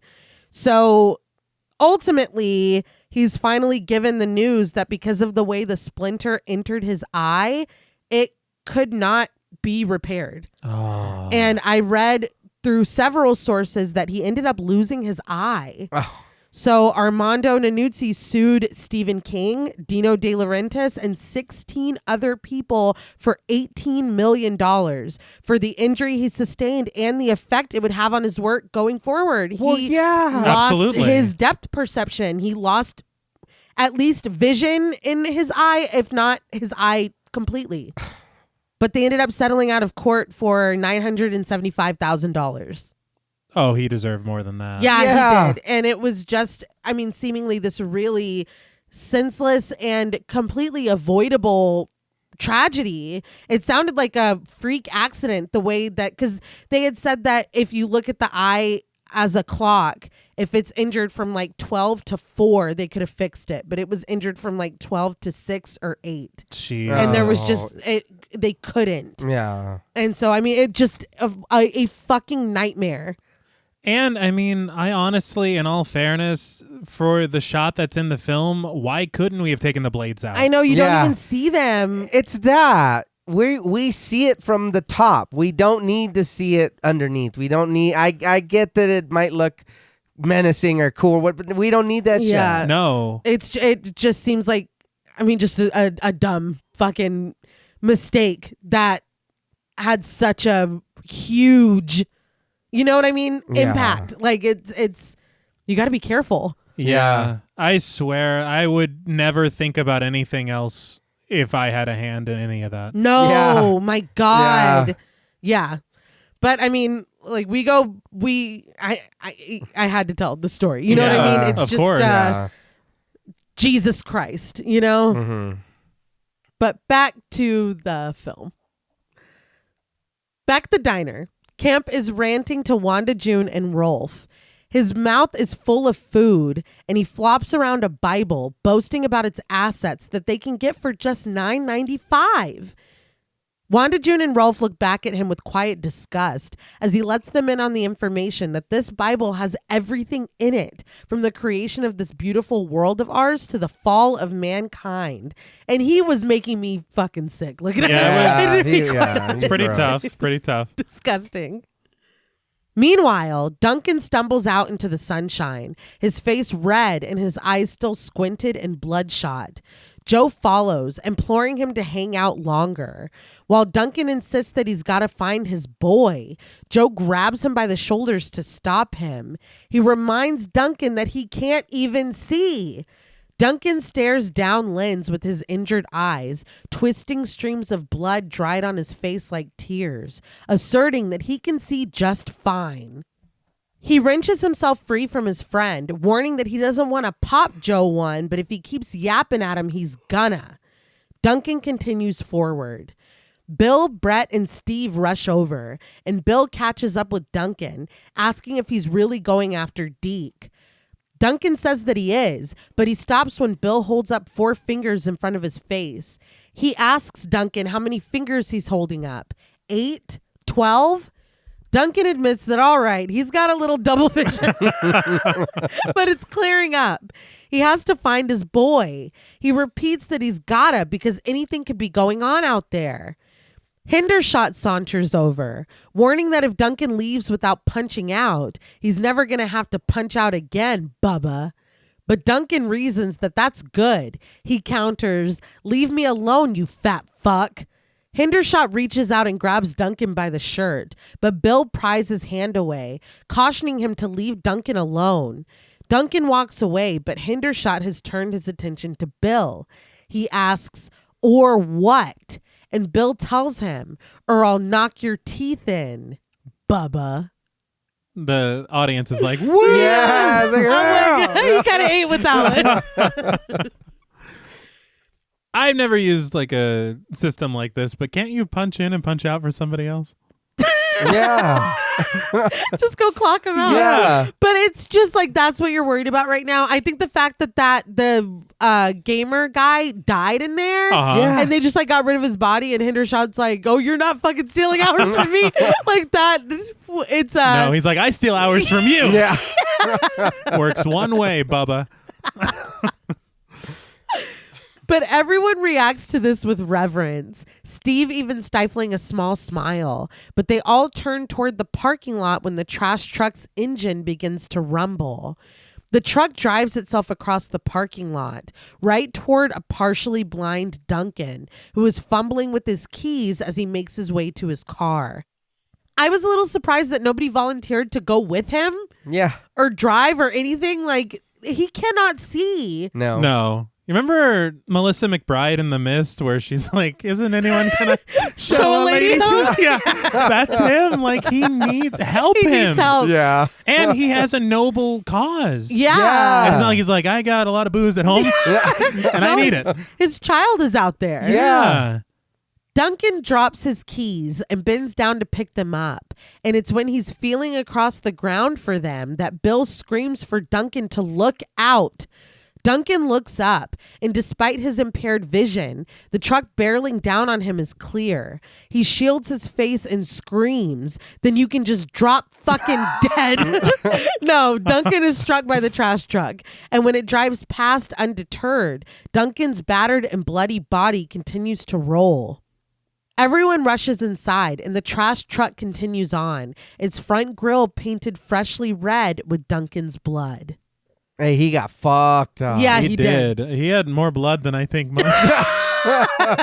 Was he carrying a bucket of blood as well? That was wild. It was a lot. In the diner, Camp is still pitching his Bible to Wanda, June, and Rolf. He promises that it will give them protection in times of danger, and clutching onto Wanda June's hand, health in time of sickness. But his boasting is muffled by the roaring engine as the trash truck speeds past the window. It drives right to Camp's car and bashes into it. And Camp, man of God that he is, yells out, "Cocksucker," as he watches this happen. The trash truck's side collapses, spilling garbage all over Camp's car. He lets the expletives fly as he jumps up and rushes to the door. And when Wanda June rises to her feet as well, he gives her a small shove and mutters, "Out of my way, bitch." That's crazy.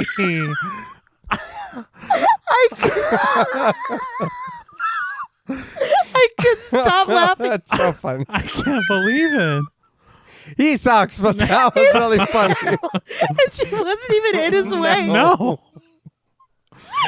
But he snatches up his suitcase on his way out of the door. He runs out into the parking lot, threatening the non-existent driver of the trash truck that he's going to rip him off. The truck pulls away from Camp's crushed car, leaving it buried under a mountain of trash. When it speeds away and starts to turn back, Camp wonders where the hell the driver is going and accuses him of being drunk. That's when Bill comes out, wide-eyed and concerned. He yells at Camp to get back inside, "You idiot!" But Camp has a score to settle. He continues to scream at the trash truck, and when Bill tries to pull him back toward the diner, Camp pushes him away. The Green Goblin's eyes glow on the Happy Toys truck as its engine roars to life, but the trash truck is still circling the gas pumps. Camp follows it as it goes, letting loose his insults and thrusting up his middle finger, but he suddenly stops.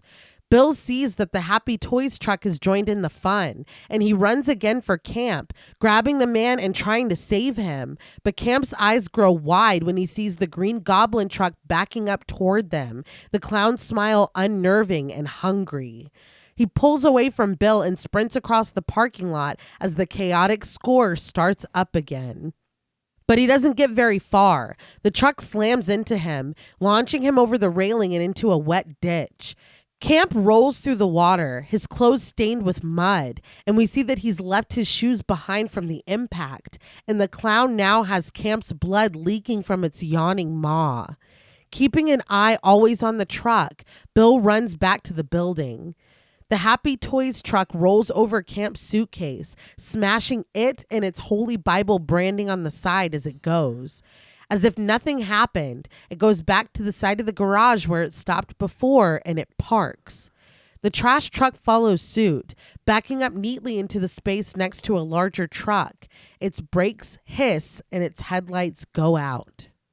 And the trucks hate Jesus. It was like a little insult to injury at the end there, right? It felt purposeful, for sure. Well, see, they're cool. Just don't be like that dude. Yes. You know what I mean? Honestly, see, that's the thing. They're only, well, aside from The child. Duncan, Yeah. and the rolling over the child, yes. I feel like, that coach could have been an asshole. I don't know him. Yeah, we don't know. He didn't seem to want to buy sodas for this. No. Back inside, Joe stands by while Hendershot tries to make contact with someone named Rusty on the radio. Bill leads the rest of the crew back in, muttering that there was no one in the cab of the truck at all. Hendershot dismisses this as horse pucky, but Brett just wonders calmly what they're going to do now. Bill admits honestly that he doesn't know. Hendershot continues to radio into Rusty, growing more and more agitated, and we learn that his name is Bubba, which is interesting. Yeah. Is he just egotistical?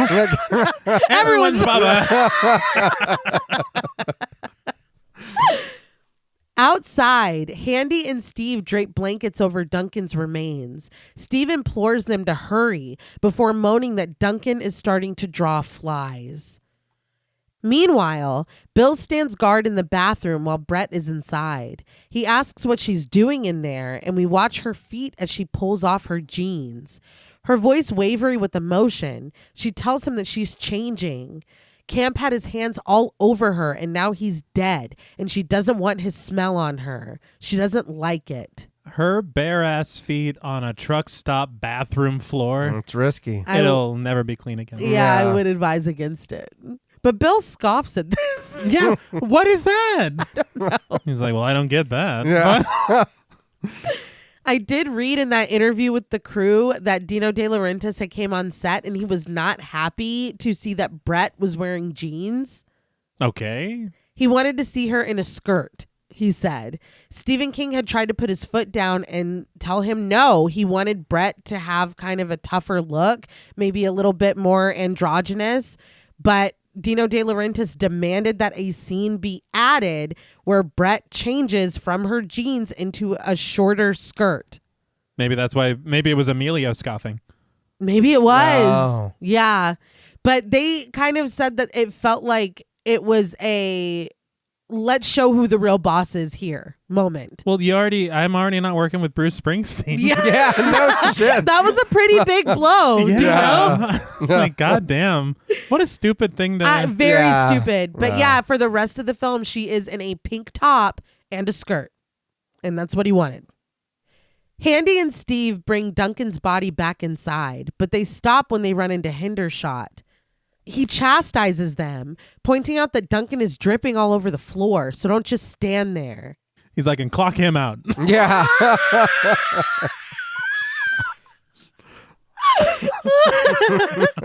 surprised he didn't do that when they were like, he got diesel in his eyes. Yeah, he just here. Like the thing. That would have been so funny. He's that cartoonish. Yes, he is. The men continue carrying the body through a door marked "Keep Out." Wanda June sits nearby, gazing at a framed photo, but Barry and Brad stand around nervously. They look down at the ground, seemingly at what Duncan left behind, and when Hendershot asks what the hell they're looking at, they both assure him that they were looking at nothing. Hendershot invites them to go look at the nothing somewhere else. In her new outfit, Brett walks out of the bathroom and greets Bill with a grin. But in the parking lot, the Green Goblin truck starts its engine and the eyes glow red. It drones distortedly, and I guess this truck is their leader because the rest of the trucks in the parking lot follow suit, starting up their engines and streaming out smoke. So if you're Handy, are you proud that your truck is the one calling the shots? Yeah. Well, yeah, man. Yeah. That's pretty cool. They got a working convoy or whatever. Yeah. Ain't she a beautiful sight? Wanda June and Hendershot stare out of the window, and we pan over the fronts of the engines. The group watches as the trucks honk their horns discordantly. They all pull from their parking spots and join each other in a creepy convoy, the clumsy trash truck knocking out a phone booth on its way in line. The trucks circle the Dixie Boy truck stop. Standing in the window, Hendershot bawls that those goddamn things have no right to be running, but running they are, in an endless circle around the Dixie Boy. Camp's abandoned shoe is squished flat as they go. I just want to point out there is a moment, and it's a matter of just like strange editing and strange like everything. Mm-hmm. Because when Brett does leave the bathroom, she returns to Bill and she goes, okay. Yeah. Yeah. I'm like, okay, what? Okay, your outfit's changed. Okay, you're agreeing to something that we don't know what you talked about earlier. Yeah. Because it was cut. No, Honestly, yeah. there's a couple moments like that where Yeah. it's like, like, I feel like I missed a conversation. Yeah. I missed something. But it was just like, okay, get back to the Green Goblin. Yeah. Do you see its eyes are glowing, dude? But Kurt and Connie are back on the road, traveling alone down one side of the highway. On the other side, however, is a horde of semi-trucks going in the opposite direction. Connie wonders where they're going, and Kurt admits that he doesn't know, maybe Greensboro or Charlotte. Connie asks why, and Kurt answers again that he doesn't know. He tells her to try the radio again, and her face still twisted in confusion, she does, only gaining static for her troubles. But she suddenly stares through the windshield and screams at Kurt to look out. A flatbed truck lurches out of nowhere, and Kurt has to severely swerve the car to avoid running right into it. Hunched over the wheel, he admits, "I think I just loaded my pants." Guitar begins to wail as the truck sets its sights on them. It races down the road, shifting gears on its own, and Connie takes a moment to buckle her seatbelt.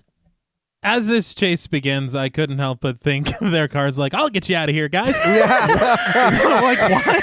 Why is it good? I think that there's one line when Deke is going through that fucking fucked up neighborhood, and it's like some machines are slower to wake than others, and some to stay asleep. Yeah. So I feel like that's our get out of jail free card for like some shit is still working fine. Mm-hmm. That's why I feel like I feel like the short story really, I mean, it was called Trucks. It was about the trucks. Mm-hmm. Like, I like a lot of the shit that they did with the electronics, like kind of going haywire and stuff, but it is abandoned very quickly. Yeah. And even now with the trucks and the cars, it's not everything. Maybe it would be better because, I mean, like, they're trying to make it bigger. You got the dude's Beetle, Volkswagen. Yeah. Like all cars, but not all cars. But all appliances, but not all appliances. Exactly. Yeah. So I don't know. It just does not. It's kind of ridiculous. I mean, they do play with it in a sense later, but it isn't like what we saw through the neighborhood. Exactly. At all. Yeah. That was everything. Yeah. Like nobody was alive in the neighborhood. No. The flatbed pulls into the next lane, and Connie screeches a warning that it's going to hit them. And it does, swerving to knock into their car before straightening itself again. They're knocked onto the grassy shoulder, but Kurt gets them back on the road quickly, pushing their car to over 90 miles per hour. Connie begs to know why this is happening, but there is no answer, only the chase. Kurt swerves from one lane to the other, trying to keep the flatbed from pulling up next to them again, but the truck just follows suit. They race down the road, and the only thing louder than the angry engine is Connie's screaming. Kurt warns her to hold on, and he swerves onto an exit at the very last second, but the truck is undeterred, taking the sharp turn with him and knocking into the back bumper for good measure. I don't know if Kurt's like, well, he can't cross the white line. Oh my God, he did. He's like, they've got to obey the laws. Yeah, I mean, right? Surely. Otherwise, what are we doing here? It's really not fair. Connie whines that she knew she never should have let Kurt drive again. The truck slams into them, smashing further an already crumpled trunk and sending glass flying. Connie begs Kurt to make it stop hitting them. Like, Connie, I'm sure he would. Yeah. I know. I'm sure he would. I gotta be honest, this is start getting abrasive. This is the abrasiveness that one of the many examples of. It's scary, man. It's scary. Yeah, She's afraid. Uh-huh. Kurt swerves through a grassy median onto another road before quickly going back again, and the truck follows, but this is too much. It loses control and drives right off a hill, bursting into flames, and yes, it was already on fire. Yes. Yes. The truck already had problems. When it left the road. It knew. It was like, I fuck can't it. keep doing this. But this is too, I think, where the question that come into my mind was what you were saying. Their car is carrying them. They're battling this truck. They're able to get away. The other guys are watching a fucking parade at the truck stop. Right. What? Like some cars are assholes, some are not. I don't. Kurt finally comes to a stop next to a sign for the Dixie Boy truck stop. Video games, shower facilities, 2 miles. He and Connie watch as the flatbed truck bursts into flames. Connie screams, asking her husband what's going on. Kurt bellows that he doesn't know.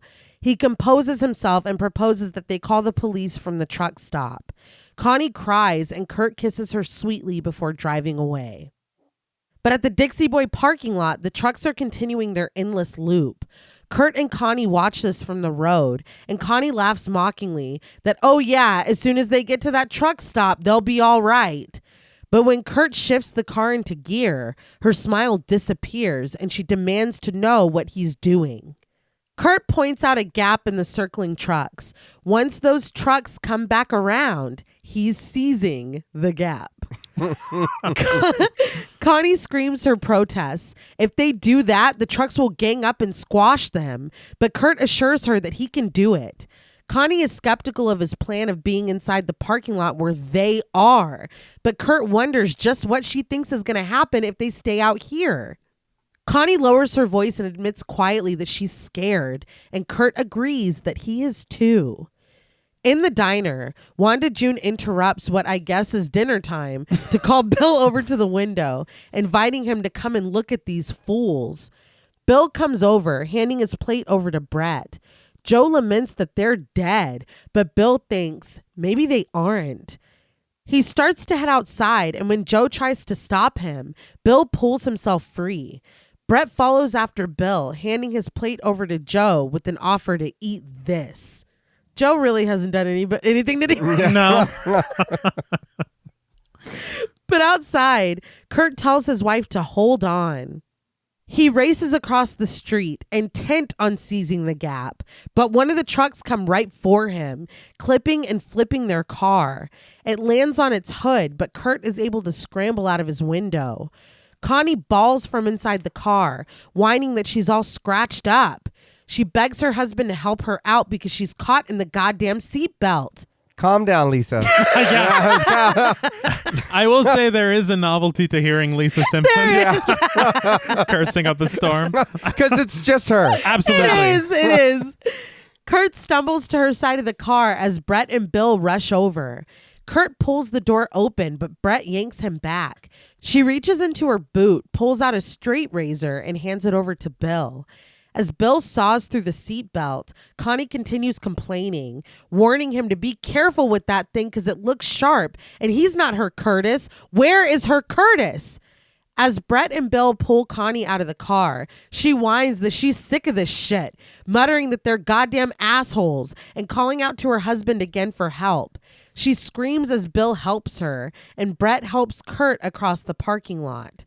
But the red trash truck catches sight of them as they sprint towards the diner.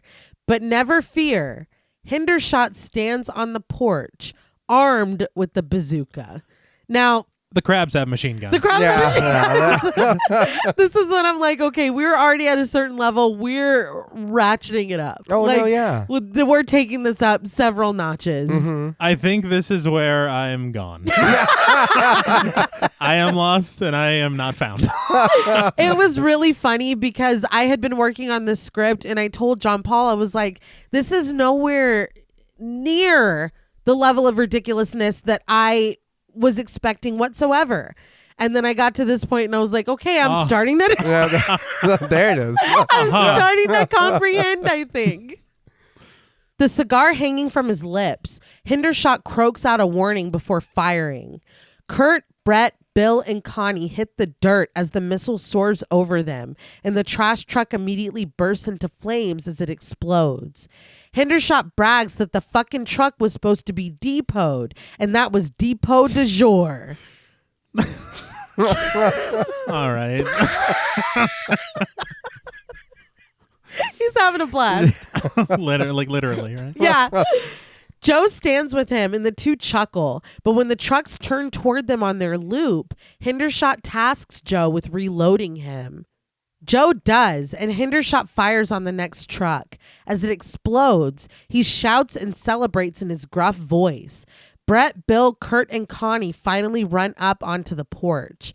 Bill can't help but ask where they got the bazooka, and Joe starts to explain that they've got a whole bunch of stuff, but Hendershot tells him firmly to shut up. Instead, he chuckles. Found it in my Christmas stocking, Bubba. As the engines roar, I just saw T deflate out of the corner of my eye. Was this part of the short story? Absolutely not. No. Are you sure? There isn't like Positive. a military armory underneath the fucking... There's not. Okay, No. all right. As the engines roar, Hendershot stops laughing and tells everyone to get inside. After taking a lingering look at the flaming wreckage and the murderous trucks, everyone does. But they watch from the window as a Miller beer truck slams into Kurt and Connie's car one more time for good measure. Kurt gapes at this, blood dripping down his face, and Connie buries her head in her husband's neck and sobs. Black smoke billows from the destroyed trash truck in the parking lot, but the rest of the vehicles continue their circling. Inside, Brett is looking at a framed black and white photo of Deke, smiling brightly from behind the glass. We watch from the window as Bill goes over to her. When Brett asks how the lovebirds are doing, he supposes that their heart rates are slowing down a little. Brett guesses that that's good, but Bill holds up her blade that he used to cut Connie out of the car. He looks down at it and then up at her with a smirk, quipping, "Mother's helper." Brett takes the blade from him, closes it, and slides it back into her boot. She explains that a girl hitching down to Florida needs some protection. Bill asks if that's what she's doing, and Brett says she was before every machine in the world went into maximum overdrive. Roll credits. She leans out the window ponderingly before lowering her head and starting to cry. I have to say that is one of the better choices they've made regarding this film. If this film was just fucking called Trucks, that's really ridiculous. I know it's hard to fit the maximum overdrive into that, but just fitting the truck Yeah. would be even more That's solid. hilarious. Yeah. Her tough exterior crumbling, Brett admits to Bill that she's scared. A lone guitar cries out as Bill makes his way over to her. He asks her if he were to put his arm around her, would she stick him with that thing? Brett chuckles that you don't stick someone with a straight razor. She pantomimes slicing him instead, before clarifying that she wouldn't do that either. Well, good. Yeah, thank you. Bill reaches out dramatically and pulls Brett into a hug. She closes her eyes as they embrace, and Bill assures her that it's okay. Outside, though, Deke has reached the wreckage of the flatbed that terrorized Kurt and Connie. Staring at the smoldering wreckage, he mutters, "Holy crow." But we are abruptly in a cockpit where Ride of the Valkyries blasts. The aircraft is, of course, driving itself. Yes.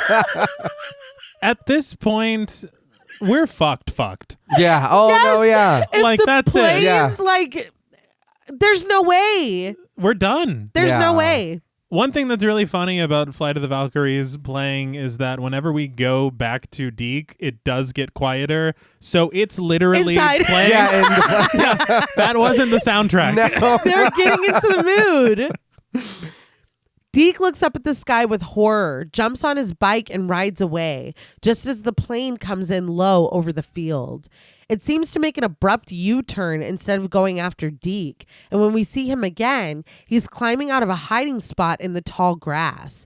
He pulls his bike onto the road and takes off. He's the fucking hero. That dude's out here on his own. For real! Trying Yeah. to get to his dad's work. And making it. Yeah. Back at the Dixie Boy, Bill takes his place in front of a urinal. He calls out to Joe, who sits on the toilet in the only stall, reading a magazine while he does his business. He asks Joe if Hendershot really has a lot of firepower down in the cellar. Joe looks up nervously, his initial response a fart, before he reminds Bill that he heard Hendershot tell him to shut up. But Bill counters that this is serious, and Joe finally admits that he's got a lot. I'm like, why do we have to have this conversation? Why is this the way we're doing it? I don't know what Stephen King is thinking. It's like, you know what, this conversation just farts and shits. That's Yeah. what this conversation needs. It's crazy. Because he is shitting. Yes. He Yeah. is. It's unbelievable. gross. It's like, I know time is of the essence. I can wait. I'll go grab a coffee until you're done. Moving from the urinal over to the sink, Bill wonders if Hendershot has grenades. And when Joe is coy, Bill wants to know exactly what they have. Flamethrowers, rifles, what?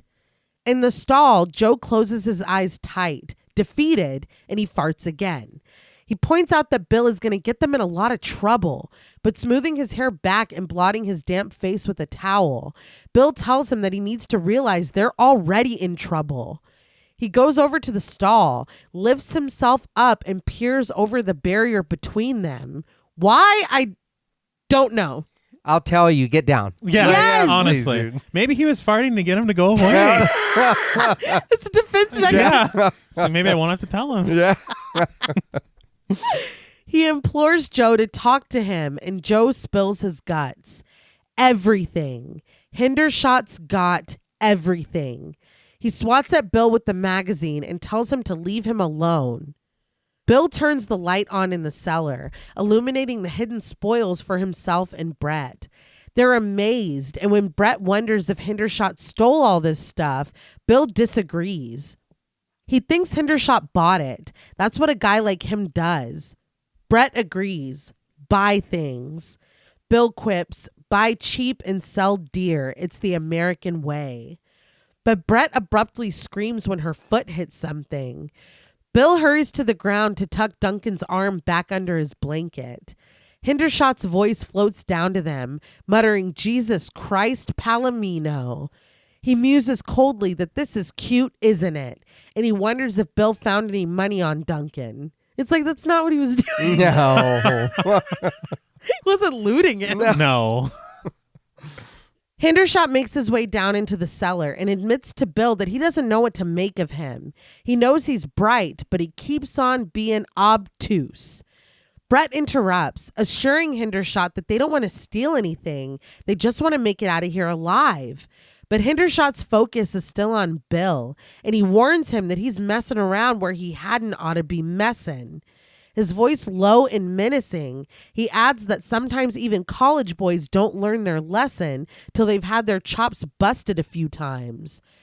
Bill tries to remind Hendershot of what's happening outside, asking if he's blind, but Hendershot, referring to Brett as Bill's road twitch, asks if he's told her about his illustrious career. His eyes still set on an uncomfortably shifting Bill, Hendershot informs Brett that Bill is a bloodthirsty criminal, right up there with John Dillinger. He goes into detail. Cops in Charlotte catching Bill at a small grocery store with a sack of money in his hand, a thumb up his ass, and a big grin on his face. It's an odd picture to paint. Yeah. And that's exactly what John Dillinger did. So Clearly, it's a fair comparison. He offers that if Bill really wants to get out of here, he can make that happen with one phone call. Bill snaps at him, asking who he's going to call. The North Carolina State Police? He maintains that he doesn't want to play games with Hendershot. He just wants to get out of here. Hendershot says, I'm warning you, boy. But Bill reaches onto the shelf behind him and Brett and snatches up an assault rifle. He holds up the weapon as he levels his own warning at Hendershot. Rattled for the first time, Hendershot counters calmly that when this is all over, Bill's ass is grass. Bill stares back at him unfazed, and Hendershot turns to leave. As he makes his way back up the stairs, he calls out to Joe, cursing him for not keeping an eye on the keys like he told him to. This might be unpopular, or maybe very popular. Couldn't we just kill Hendershot down here and say a toaster did it or something? Oh, yeah. Yeah. There's too much going on For to sure. where... Yeah, there's so much going on. Yeah. Yeah. Leave a waffle iron next to him. Yeah. Say it strangled him to death or something. I don't know. I don't understand why they're just Hendershot. Our continued adversary. Yeah. We got to deal with him this whole time? No, you don't. You No. really don't. With Hendershot gone, Bill explains himself to Brett. He owed a guy some money. He was about 20 years old and not very bright about most things. Brett reaches out, trying to assure Bill that it's all right, but he dismisses this and steps away from her. He says that it's not all right, and what really gets to him is the stupidity. He shares that the cops put their spotlight on him and he just froze like a rabbit. Brett closes the gap between them. She grabs his arm and tells him again that it's all right. Bill is standoffish at first, but finally turns in her direction. We all make mistakes, Emilio. That's all right. We do. But I'm like, what was the mistake there? Because he didn't seem upset about what he did. He just seemed upset that he froze when the cops were there. It's like I should have returned it to him. Holy shit. God damn. What are we lamenting here? Bill? Wow. But we abruptly cut to Deke riding his bike through a field. When he hears the roar of engines, he looks across the street to the Dixie Boy, where the trucks are still going in their slow circle. Guitar plays as Deke hurries to a sewage pipe. He tries to take the grate off of it, but when he can't get it to budge, he sinks down into the grass and rests his head in his hands. We watch as the sun goes down, casting a sickly orange glow across the sky. In a bedroom, two sets of feet playfully caress each other in bed, and when we see the couple's faces, it's revealed that the owners of the feet are Brett and Bill. They cuddle up to each other, and Brett shares with a giggle that he sure makes love like a hero. So we're not going to have like characters, are we? That's just not... We're not doing that here. Okay, no. Okay. Sorry, guys. Bill can't help but grin, and a bluesy guitar plays as they kiss. Bill holds her tight before staring off into the distance. He tells her to look at that light, and we see that outside, as the trucks continue to circle, there's a neon green smoke floating over the parking lot. Brett realizes that she thinks it's the comet doing this. That's what I was like, oh. I couldn't believe it. I forgot until Yeah. I said something. She's like, then you see the text crawl at the beginning? You don't remember? Yeah. No. The first thing that we saw today. She points out that they've been in its tail for almost 12 hours. If that's what's making everything go crazy, they just have to stay alive for the next 7 days. That's wild. Yeah. You know all of that? It's just pillow talk. Bill chuckles that that's no problem before the two share another kiss. Bill kisses her face, even wiping the sweat off her head and licking it off his fingers, and Brett laughs breathily at this. Bill says that he's got an idea, though. Outside, a truck marked with the bold word Thurston rides by, but in their room, Bill and Brett share a snack. They're very comfortable. Yeah. Extreme. People are banging on the door. Some of us want to sleep. This took the whole room.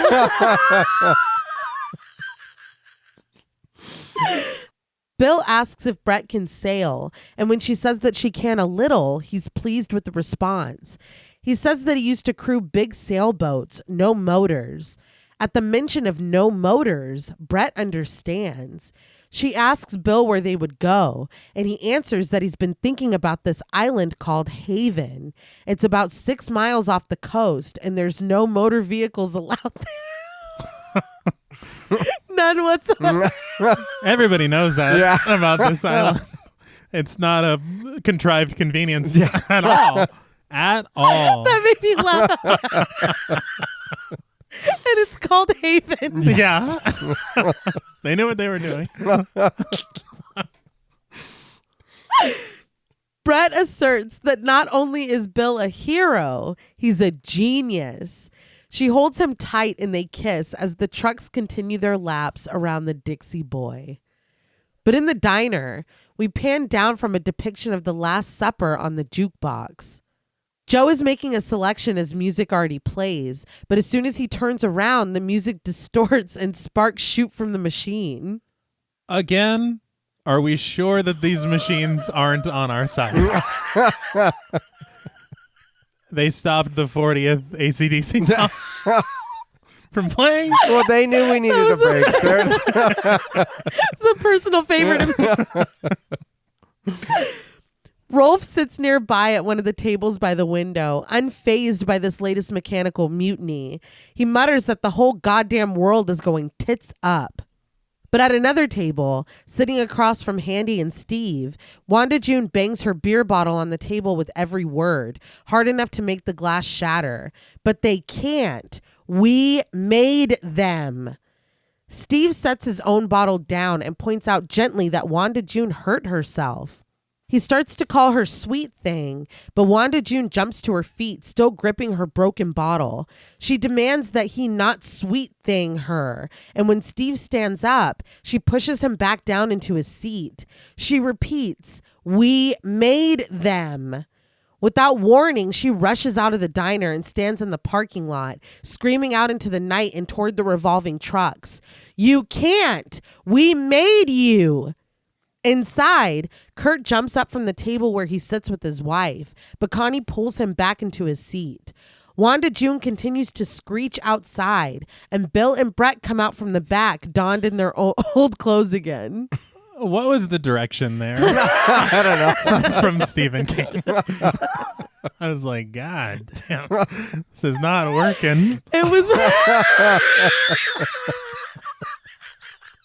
It was funny to me that I thought everybody had gone to bed, and that's why Bill and Brett are off doing whatever they're doing. Yeah. They just come out, everybody's just there. Dude, it's 7:30 p.m. Like, it's just really funny to me. Everybody's just up in the booths. It's like, oh. they're like, Jesus It's Christ. a walk of shame. Wanda June screams at the trucks, asking where their loyalty is, and one of them breaks off from the pack and moves steadily in her direction. She jumps up and down with each word. "We made you!" And she doesn't budge as the truck gets closer and closer. But luckily, Bill swoops in and scoops her up, both of them illuminated by the incoming headlights as Bill carries her back into the store. Once he sets her down, Wanda June starts to smack him and Brett pulls her away, but the trucks outside begin to honk cacophonously together. All of the lights in the diner shut off, bathing them in darkness, only to turn back on, then off, then on, then back off. Wanda June cries and whimpers, begging God not to leave them in the dark, and Brett tries to console her, but it's no use. Were they laughing at them? Yeah. Like, what the fuck? Probably they were. I'm like, what was that? That's What was the direction? Yeah, That's what they're What saying. was Stephen King thinking?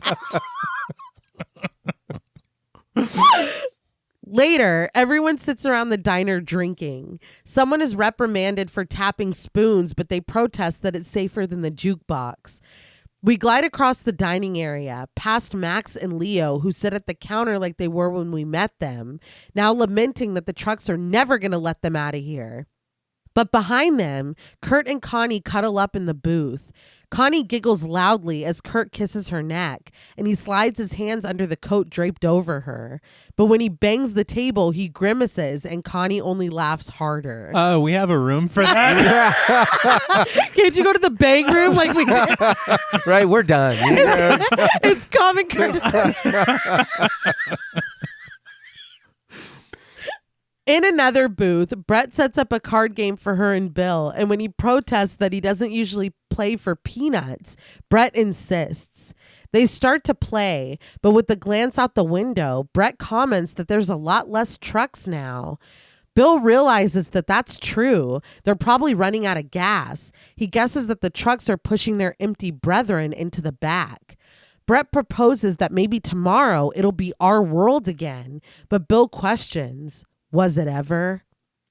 Oh, deep. What? So deep. Like, whatever, dude.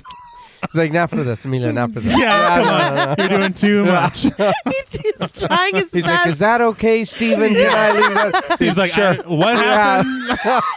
I wasn't paying attention.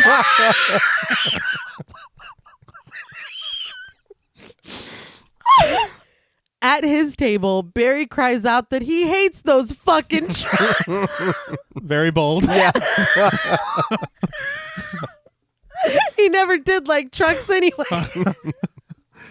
Brave of him to say it, yeah. Someone starts to screech outside, begging for help, and everyone's attention is drawn to the windows. Recognizing his voice, Brett realizes that it's Camp. He's still alive? I don't know how. I don't know Yeah, how. he got launched. Yeah. Dude, I have Out of his shoes. Yeah. I swear I paid attention to this movie, but I had a theory of something cool that could be. Uh-huh. Okay. But I don't think that they do it, which is really odd. Okay. Okay. Because it seemed like they were leading towards it, and there's never mind. What is it? We'll talk. Okay. Camp screams for help just beyond the short fence marked by the sign, Danger, Soft Shoulder. Hendershot comes out from the back sleepily and smacks a hand on Joe's belly, waking him from his state, sprawled and asleep on the counter. Kurt volunteers to go help Camp, but Connie puts the kibosh on that, demanding that he get one of the big strong men to do it instead. I'd be like, ouch, Connie. But Brad drawls that he didn't sign on here to be no hero. So Kurt walks away from Connie, but before he can get to the door, Bill stops him. He reasons that it's like that old joke. They can't get to there from here. I'm unaware of this joke. I don't know. I was waiting. I thought he was going to tell us. And I was like, is it the chicken crossing the road? I I'm don't like, That's what I thought. He's like, everyone knows the joke. I don't need to elaborate. No, we don't have time. Kurt asks if Bill would really rather stand here and listen to Camp scream like that, but Bill thinks there might be another way to get to him. So in the story, there's only 5 people in the truck stop. Mm-hmm. And one of them does get hit and starts screaming out in the middle of the night, but everybody is asleep except for the main character. And there's a teen couple. So I'm guessing it would be Connie's character. Okay. And so he's listening to the guy screaming outside and not doing anything. And the girl is like, you're really going to act like you don't hear him? We need to go help him. And he's like, I don't hear anything. And she's like, what is wrong with you? And he goes, okay, why don't we wake up your boyfriend? Because I bet he might hear it. And when he hears it, he's probably going to want to go outside and help. So do you hear anything? And she's like, no. And she lays back down. It's sad. Yeah. But here, yeah, she's like, no, one of those, you know what I mean? Yeah. It's funnier here. If that's your purpose. Yeah. The green lights are still suspended overhead in the sky, but across the street, Deke is making his way through the field. A massive line of trucks are making their way down the street, silent except for the thrumming of their engines. Deke pulls at the grate over the pipe. Okay, I thought he pulled it off. I thought so. And climbed in. But later they're like, he couldn't pull it off. So I don't know what happened here, but let's say he crawls inside. Okay. Making his way through the water that ripples with the vibration of the trucks. But back inside of the Dixie Boy, the group gathers and Bill points out the building that houses the showers to Kurt. He explains that the shower drains go into the ditch. Kurt asks, will we fit? And Bill hoists a bundle of rope onto his shoulder and he holds tight onto the assault rifle. He chuckles that they'll find out. Hendershot mutters that they're crazy, but no one pays any mind to this. Connie pushes her way to the front of the group, calling after her husband. She levels her gaze at them and puts her foot down. You ain't going. Kurt tries to reason with her. There's a man lying hurt out there, but Connie counters that there's going to be a man lying hurt in here if he doesn't quit it with his foolishness. Very good. Yeah.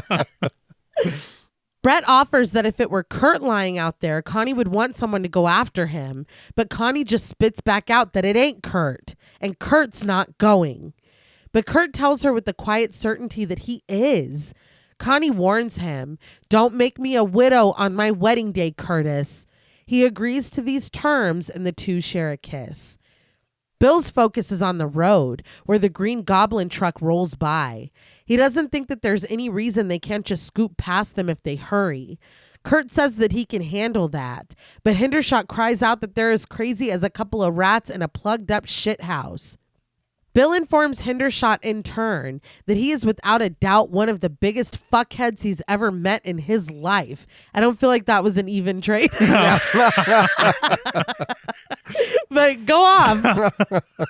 That's true. And you're a fucking piece of shit. I've been waiting to say this my whole life. Well, they're heroes now. Fuck you. Yeah, honestly. Just say whatever we want.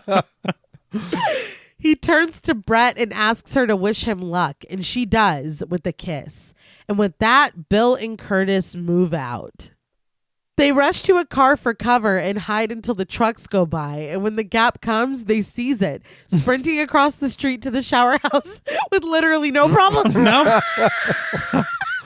What he said, if they hurry. Yeah. That made me laugh out loud because it's like, we just got to get to the next one. Yeah. Inside, they catch their breath against the stall on the end, marked Bubba's private shower. Kurt pants that it was a good thing that one was out of gas, but Bill questions, what makes you so sure it was? I'm like, Bill. Come on, man. Just the existentialism. I get it, but we just don't have time right now. He's like, we're out of gas. Yeah. So what does that mean? I don't know, dude. I'm scared to death. But before Kurt can explore this, Bill decides that they don't need to worry about that right now. Guitar and drums mark a steady beat as the men get to work. Bill ties the rope to a pipe over the drain. We look up at them as they remove the cover to the pipe, and AC/DC greets them with, for those about to rock, we salute you. That's right. It's not right. It's not right, and it's not okay. No, it is. I suppose Bill and Curtis are about to rock. I guess. And that's the message we're sending here. Kurt tosses what I thought was a rolled up sleeping bag down where it splashes in the water below. Gripping onto his flashlight, Bill tests the rope with his weight. But when Kurt asks if he thinks it'll hold them, he answers, fuck if I know. But all the same, he climbs down and lands in the dark standing water below. The music stops. The space below is so narrow that Bill and Kurt have to crawl through the water as Kurt pulls the bag along with them. I can't be the only one that was thinking that a little boy was going to come crawling at them like a xenomorph, right? From the other side. Right? That's what we were led to believe. Yeah. Okay. Yes. Because the way that it starts. I thought the exact same thing. Kurt sarcastically points out the smell and wonder how many people peed in here. Bill's arm slips as he crawls along and he splashes the water on his clothes and face. Kurt can't help but laugh as he asks if Bill is okay. Then he adds, how's it taste? Bill blinks the water out of his eyes, but when he points out an approaching mouse, Kurt freaks out. Still, the two press on. This feels very like they were left on their own, and it was like, you guys get through the tunnel. Yeah. Say what you want. Go. How many people you think pissed down here? Yeah. Yeah. It's like, that's the best. Yeah. That's not even Curtis, really. No, that's what it's like. Are y'all playing down here? Are these Yeah. outtakes you're using? What is No, this? that is I so don't know. true. That's so accurate. But meanwhile, Deke is crawling through the ditch where Camp fell over the railing as a bass guitar strums along. So again, the last time we saw Deke, I thought going in the pipe. Yeah. So that's why I'm just confused. Yeah. Keeping low as the headlights sweep over him, Deke finds Camp lying on his back, completely encrusted in mud and staring forward catatonically. I guess he went through the pipe across the street. How many pipes? And now he's in the on the ditch? other side of the highway. And now maybe. there's another pipe that leads to the ditch, to the shower. There's a lot of pipes. I think I'm getting confused by all the pipes. Maybe it's poorly written. Maybe that's what's going on. No, it's the pipes that are on. Deke slowly lowers his head to Camp's chest and listens intently for a moment before starting to crawl back the way he came. But that's when Camp lurches up with a scream. He grabs onto Deke's ankle and begs that he help. Deke, to his credit, is like, how? Camp implores Deke to pull him, but Deke can't. He tells Camp that he's just too heavy. Camp croaks for Deke to get him out of this ditch or by Jesus, I'll kill you.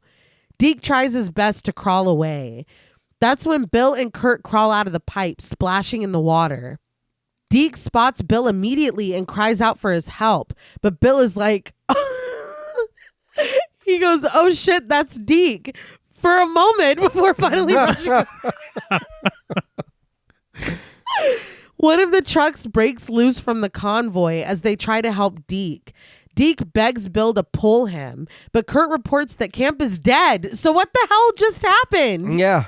This is where I had thought that there would be something cool that they could have done. Mm-hmm. If we had it whenever Camp and Brett were in the car together, have a throwaway line or something that leads to Camp telling her that he has a pacemaker. Mm-hmm. Oh. And then maybe that's what's going on. And we can also make it to where the machines are using his corpse as a decoy. Right, right. And that's why he's calling out to them and getting them out there, but it's all a ruse. That's great. It is. There's no way he survived. No. And I think that's what was so odd is that he was clearly dead whenever Deke rocked up over there. Yes. Yeah. And then he just lurches up like a zombie. Yeah. So you're like, what the fuck is going on? And then they're like, oh shit, that dude's dead. Yeah. I mean, he was just croaking and grabbing at that kid. like, well, Deke hasn't eaten since baseball. He's hallucinating, clearly. Like, I don't get it. Yeah, Yeah. I mean, even that was his last dying breath. It is very like, come on, dude. I know he was yelling earlier, but even that on the cool. So we left him out there that long. This fool died. yeah. Yeah. That says more about us. Kurt is able to get Deke back into the pipe as the truck comes crashing through the short fence. When it gets stuck in the ditch, Kurt yells out for Bill, asking if he's okay. But Bill is fine. He implores them to move their ass. Deke helps Kurt pull Bill up into the shower house from the pipe. Deke calls out for Bill, and Bill tries to ignore him, but he finally turns and locks eyes with Deke. Deke asks him point blank, "Is my dad okay?" Bill can't muster up a response. He only tells the boy to come on. Deke stands in his devastation, but when Kurt repeats gently for him to come on, Deke does. Outside, Connie whines that she thinks the truck got them. She thinks they're dead. Unbothered, Brett just knows that they're okay. Connie screams at her, asking, "Then where are they?" But that's when they come out of the shower house. As they run back to the Dixie Boy parking lot, Hendershot points out, "That ain't no salesman. That's Duncan's kid." Was he disappointed? Yeah, no shit. Like, what the hell? I don't know. That's not who you said you would get. Yeah. Like, what do you care? And I'd much rather save this boy than that dude. Yes. Do you think that this would have been a better reveal if Duncan didn't let on that Deke was his son? And that we learn now whenever Deke gets to the... Right. Oh, okay. Yeah.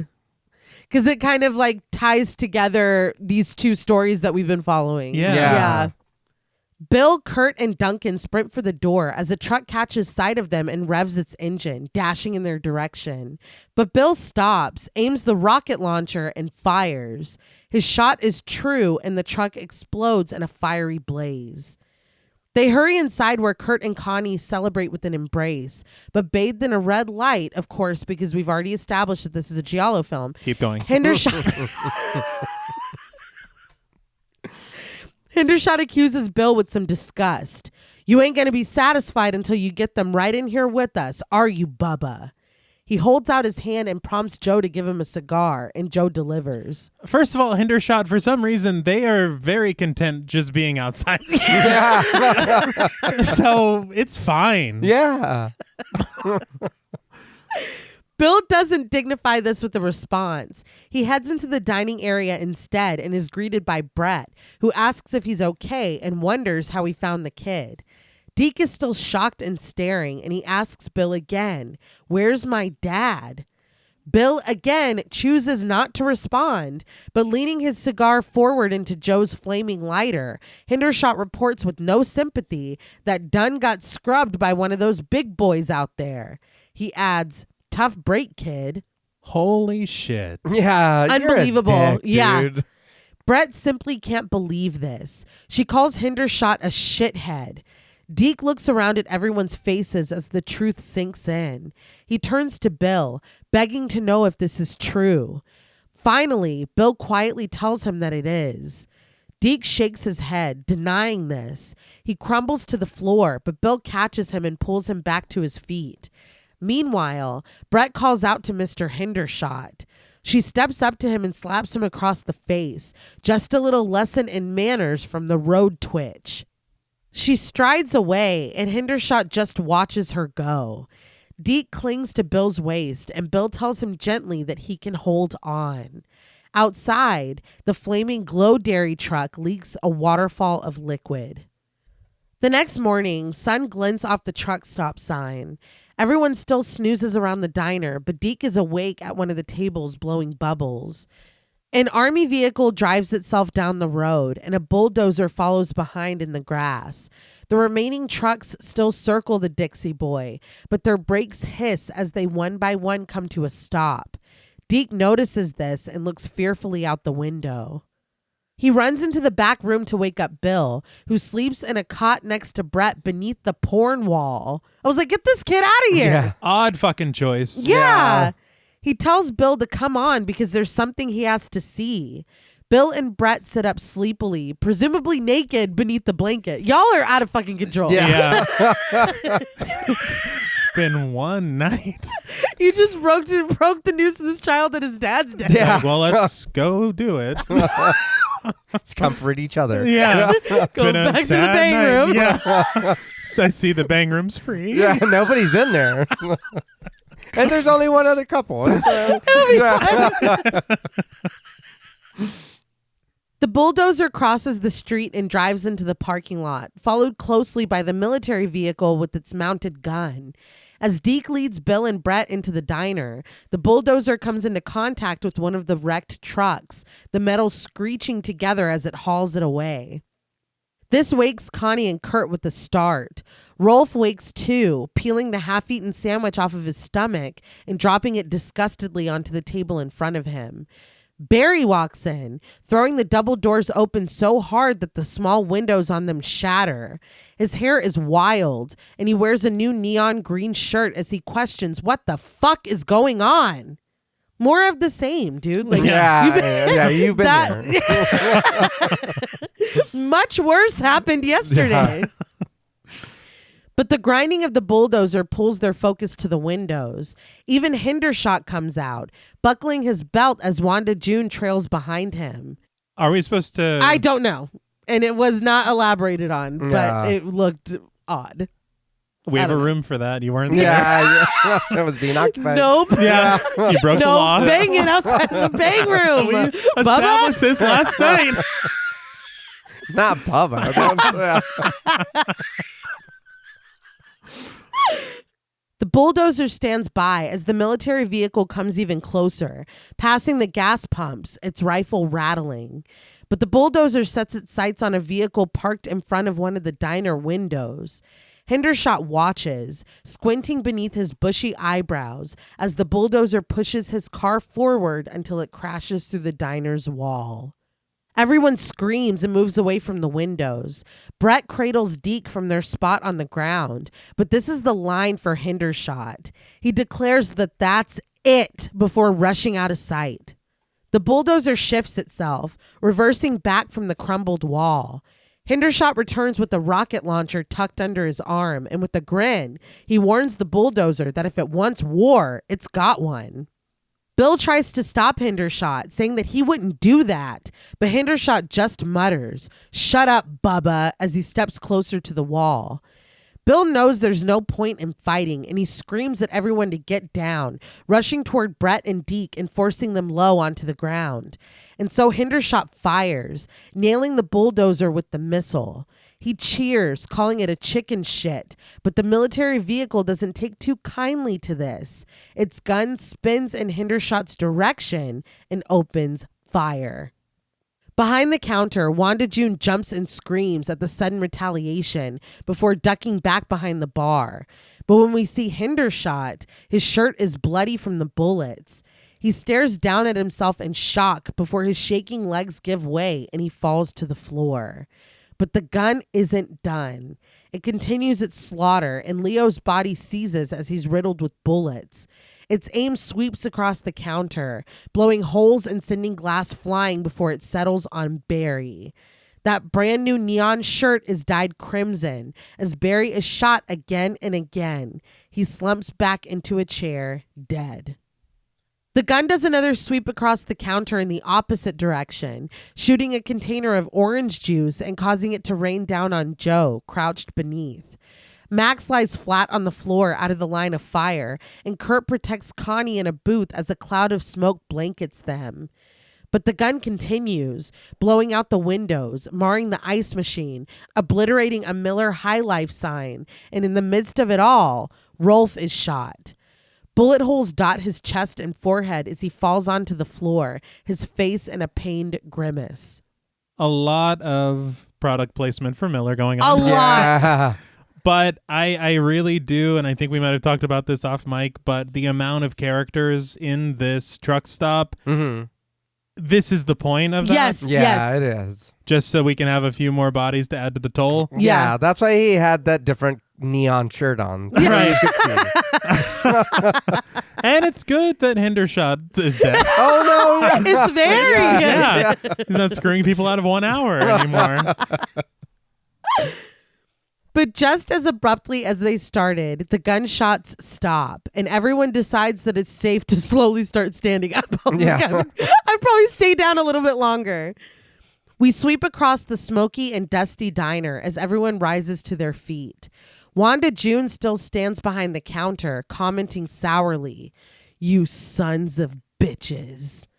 All eyes are on her as she steps out from behind the counter slowly, almost dazedly, and lowers herself to pick up Hendershot's dropped rocket launcher. She starts toward the doors, screaming, "You sons of bitches!" Steve comes running from the back of the diner, calling out to stop Wanda June, but Bill jumps up from his spot with Brett and Deke to stop Steve. He grabs him, holding him back from going outside, ignoring Steve's struggles and pleas to let him go. But Wanda June is back at it again as she steps out into the parking lot through the destroyed wall. She screams, reminding them, "We made you! Don't you understand?" If they didn't get it last night, I don't think it's going to work. Yeah, no. Wanda June. What's daytime? Yeah. Maybe they In couldn't the see light it. of day. She tells them that they can't do this. But the military vehicle disagrees. It opens fire on Wanda June, its bullets piercing through the front of her pink uniform and killing her. But as she goes, she lets loose a missile from the rocket launcher, and it lands in yet another Miller beer truck. The resulting explosion climbs high into the air. This is the last thing Wanda June sees as she loses her balance. And we see that Hendershot's car, the license plate is Bubba. Right. Bill sees it fit to finally let Steve go, and he rushes to the door. Deke stands watching, and Bill warns him away. But Deke counters that it's right there. If it wants to waste them, it will. The vehicle's horn bounces as it lets out a seemingly coded message. Everyone gathers at the windows like that's not the most dangerous place to be, and they watch. When Brett asks what it's doing now, Deke tells them that it's Morse. This is met with skepticism by Max, but Deke insists that it is, and he should know. He got his merit badge in Morse code this spring. When asked what it's saying, Deke steps forward, and I do want to share that this is also in the story. Really? Yes. Oh, okay. Before we learn what it is, I was taking my notes for this section, and I wrote down what I thought it was as a joke. And that's what it And was. that's exactly. I fucking laughed so hard at what this message is. Yeah. The audacity. After what you just it fucking killed me. Deke sits at a booth in front of a piece of paper and tells someone to bring him a pen because he can't keep up with it. Bill hands him a pen and Deke immediately gets to work transcribing. Brett kneels down on the table to watch him work. When she sees the message that Deke has written out, she marvels that it's incredible. The message? Someone must pump fuel.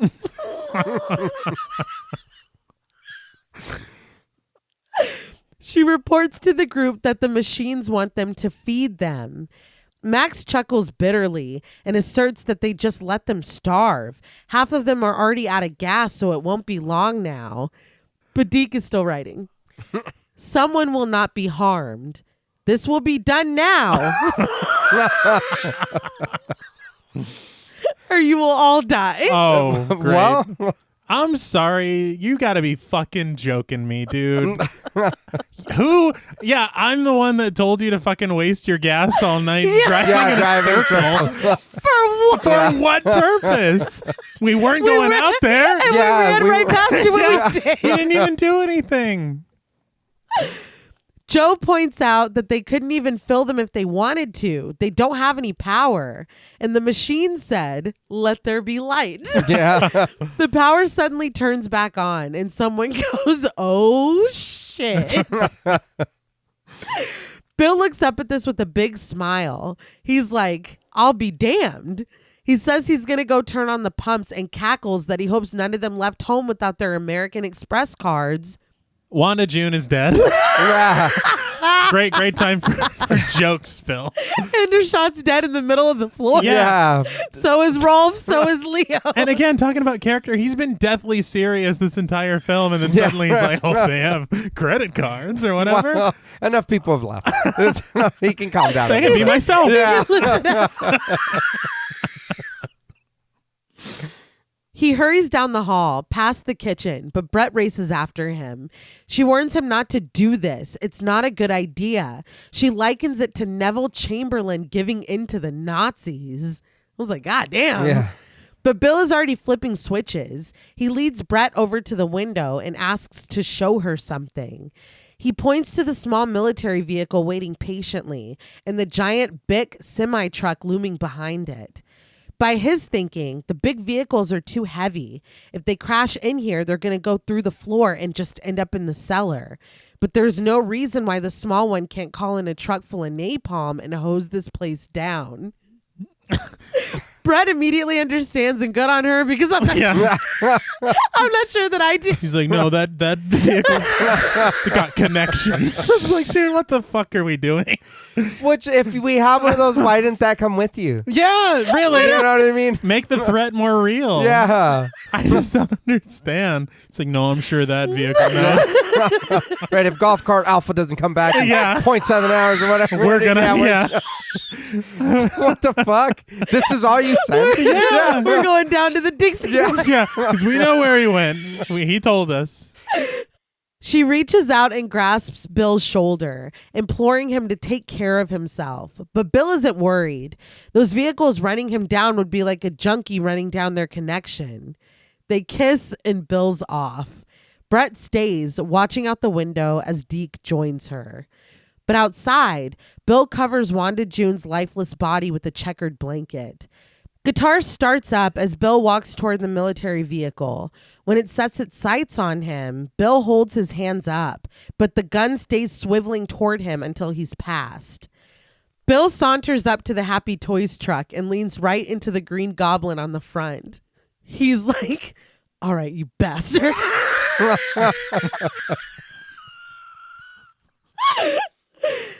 He tells it to tell all its friends that the main line is open. He's got the best shit on the East Coast, practically uncut.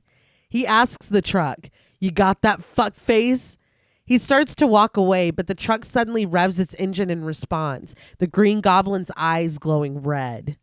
I wonder if that's what Steve's dealer told him when he was buying for this movie. Oh my God. So I just put it in the script.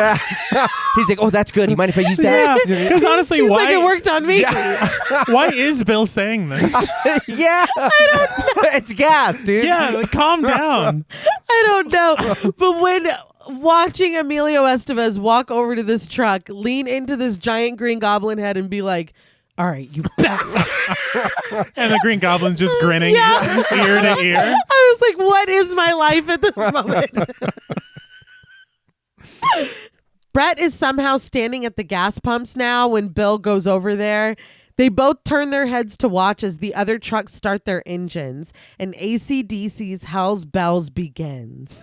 After a lingering look, Bill admits that this may very well be a long day. Somehow the word is out and trucks flock to the Dixie Boy to get their cut. We get a montage for the entirety of Hell's Bells. As Bill and Brett pump gas into the trucks, Deke takes a turn, flipping off the truck that he fills up.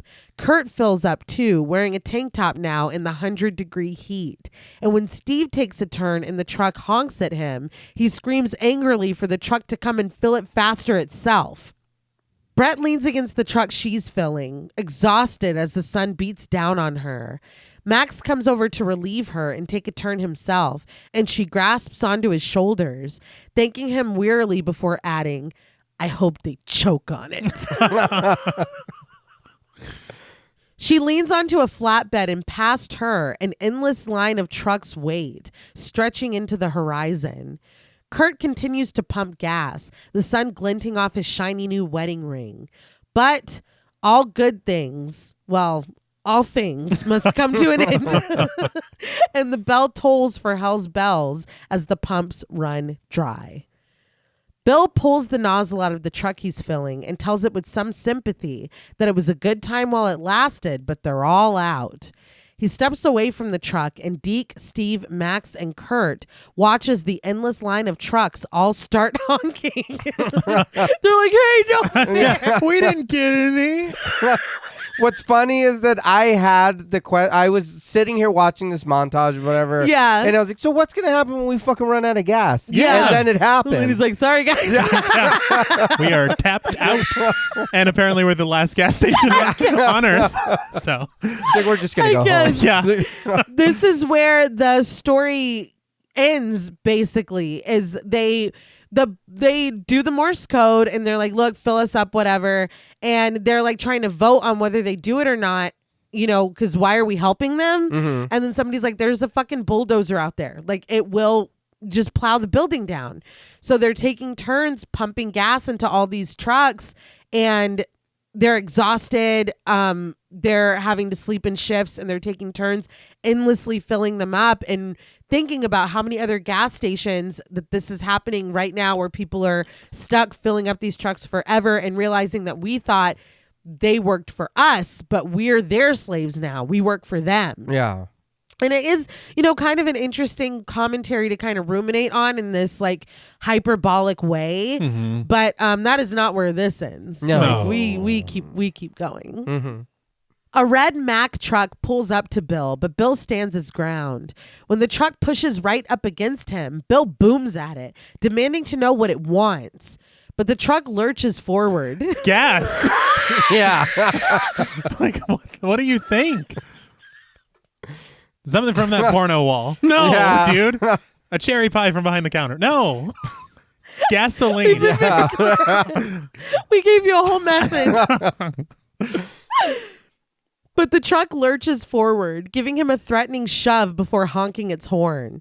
It continues to pull forward, and when Bill finally steps to the side, the truck leads him where it wants to go, dragging the downed phone booth with it. It comes to a stop by the diesel hatches in the ground. A hose is visible in the back, and Bill understands what he's being tasked with. He pulls out the hose and opens the hatch before plunging the hose inside. He is unsteady and out of it, and Handy makes his way over.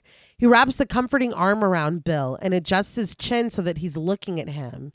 He tells Bill that he'll take it over from here. As the hose sucks up the diesel, Handy pulls a weary Bill to his feet. Weakened, Bill mutters that they don't understand. Handy asks what he means, and Bill explains how it is to get tired, how a man gets tired. Handy retorts, why should they? As he leads Bill away, Bill tells him to call if he needs any help. Handy says that he will, but as they move further away, he shares that they've been putting stuff in the cellar. Deke told him that there was a sewage pipe out there that he couldn't get in because of the wire, but they'll be able to cut it.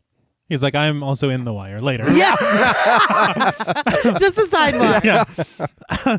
My question for this right here, we were talking inside of the truck stop, and we were saying that we couldn't pump the gas because all the electricity's out, and then boom, the electricity's on. Yeah. So why the hell are we describing our plan within earshot of these machines? We're still Yeah. outside.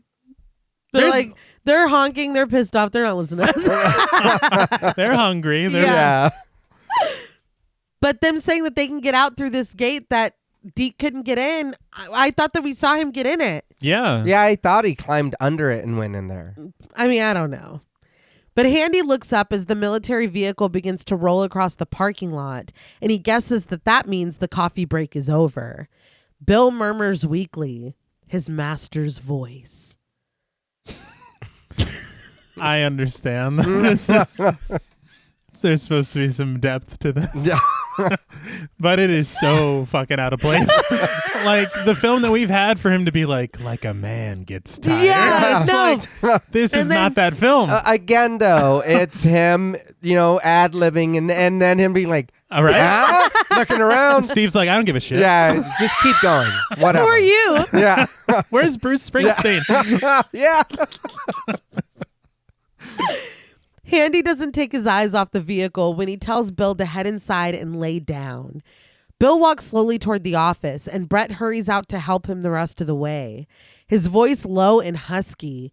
Bill tells her that it is the comet. It's like a broom. Brett doesn't understand, and Bill repeats, broom. In the office, as Brett blots his sun-reddened face with a bright red towel, Bill explains. He tells her to imagine she's a race of aliens looking for somewhere new to live. Unveiling his blistered hands, he tells her to think about it like they were looking for a house or a new place to live. So here's Earth, like a big old house. It's kind of polluted, dirty and smoky, grease on the walls, soot in the chimney. So they send in their interstellar house cleaners. They send in their broom to sweep us all up. Brett holds him close and Bill closes his eyes, but he's not done. That's what they're doing. They've sent in their broom, using our own machines to sweep us right up. I'm not mad at this. I think that it is a kind of chilling thought, but I also feel like it does not fit in this movie at all. It's that. It's good though. That's the thing. Yeah, it is. But it is like all three of us have been saying and kind of laughing and joking about. It's when they choose to make all the appliances evil or everything mechanical evil. Yeah. And then when they choose not to, like you just said, T, we're saying our whole plan out in the open to you in the store. Yeah. You hear us, you heard us about the light. But now it's like, no, we're asleep. We're not going to listen to what you're We're saying. hungry. Yeah. But later, as Max fills up one of the trucks, Bill crosses the parking lot trepidatiously, the military gun swinging toward him and following his every step. Bill finds a man. I don't know who the hell this guy is. I thought that he was a newcomer, but I guess he's been here. Mm-hmm. I don't know who this is. I don't know. Sorry to this man. Sorry to this man. But he finds him sitting on the bulldozer as he fills it up with gas. When Bill calls him over, the man steps down and walks with him. Bill asks how he's doing, and Andy, played by J. Don Ferguson, admits that he's tired and he's scared. Bill assures him that he's got a plan. Meanwhile, using wire cutters, Steve is able to remove the grate covering the hole to the pipe leading away from the Dixie Boy. But in the parking lot, Andy wonders if they're ever really going to make it out of here. When the gun snaps in their direction, Bill tells the vehicle to calm down. They've just got a little people business to take care of. Something you wouldn't understand. The gun's like, yes, sir. Because nothing. He just lets They're it like, slide. oh, okay. Yeah, fair enough. He's fair right. enough. I don't understand. He holds Andy's arm as they walk slowly past, telling Andy that when he says to run, just run. Andy asks what he's going to do, but Bill repeats for him to just run. Andy insists on knowing what Bill is going to do. But Bill slyly pulls a grenade from his back pocket and sets it on the military vehicle. He pushes the gun, causing it to spin wildly, and he screams for Andy to run. They take off and the gun starts to fire, but the entire vehicle promptly explodes.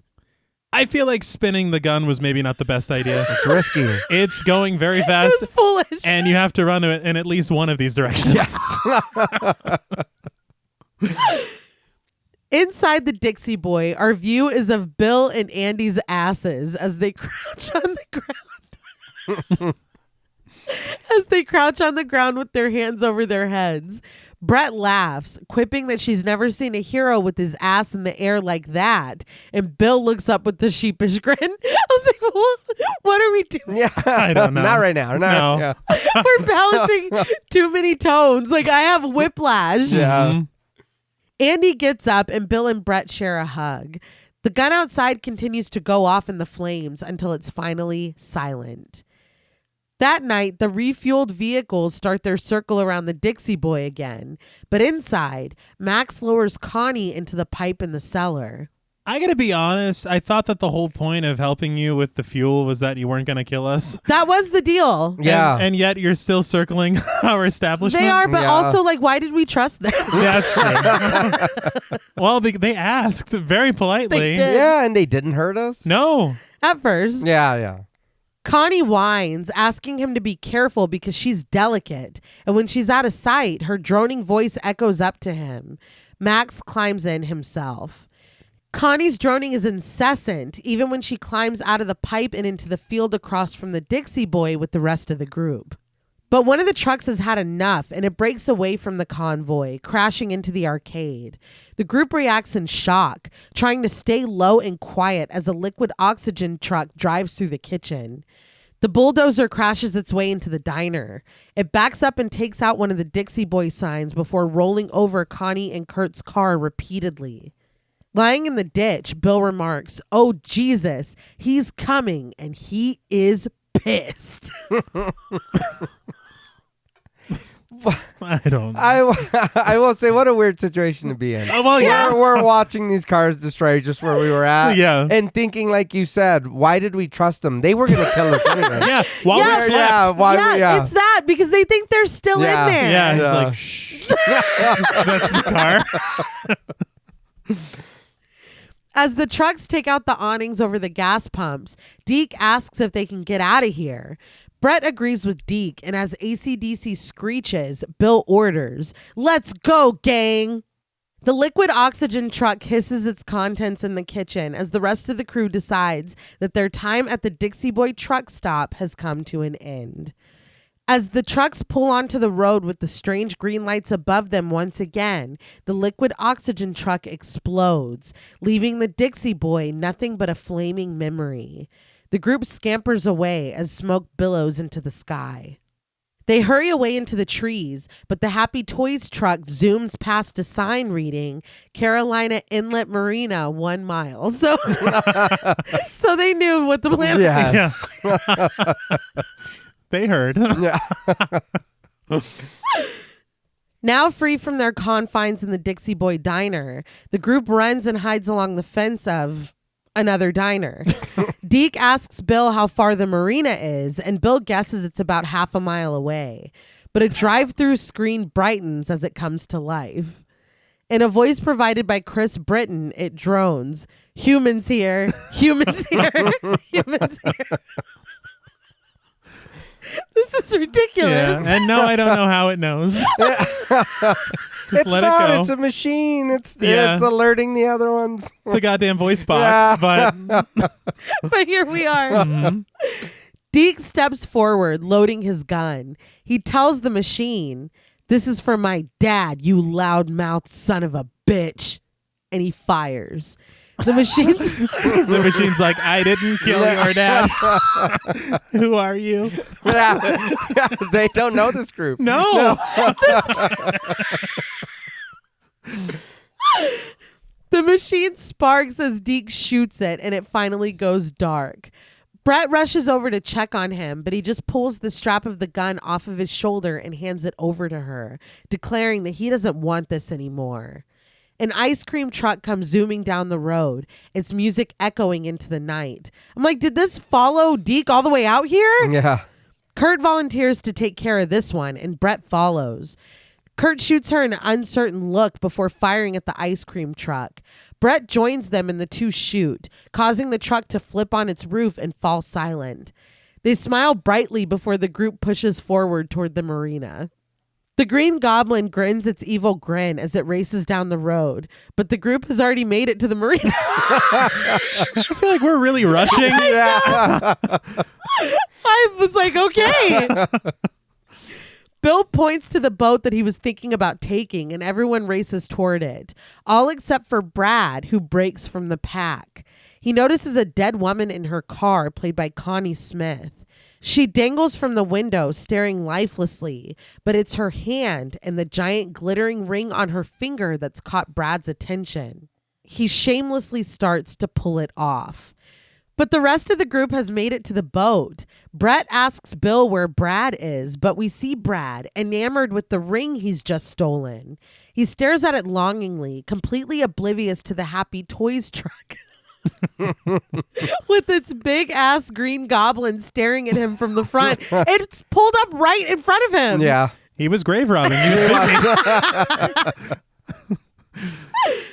Brad kisses the ring and starts toward the boats, but that chaotic screeching score begins and the truck makes itself known.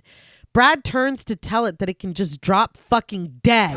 No, but he only has time to scream before he is promptly run over. The group fires at the truck as it speeds toward them, regarding Brad as nothing more than a speed bump. But Bill races in front of everyone with the rocket launcher and proclaims, "Adios, motherfucker," as he fires. The truck is hit and comes to a stop. Everyone in the boat cheers and hugs each other. But if you thought that that was the only fight the Happy Toys truck had in it, you're right. Yeah. It explodes, bursting into flames and leaving nothing but its frame behind. What? That was really easy. What did I say? Too easy. Yeah. Was very surprised. I was too. That's so funny. Like, that's hilarious. Yeah. This is a cool enough line to let him have this. The ecstatic group gets to work, and Bill calls out to Brett for her mother's helper. She presents him with the razor, and he busies himself with cutting them loose from the dock. As they pull away, AC/DC ponders, who made who? Who made you? If you made them, and they made you, who picked up the bill, and who made who? That doesn't make any sense. I'm sorry. It does to him. It does. And I'm glad that he's got a lot to think about. I don't know where the bill comes in Yeah. to this. Yeah. But What the? I don't know. they're singing about something else. Has nothing to do with this truck film.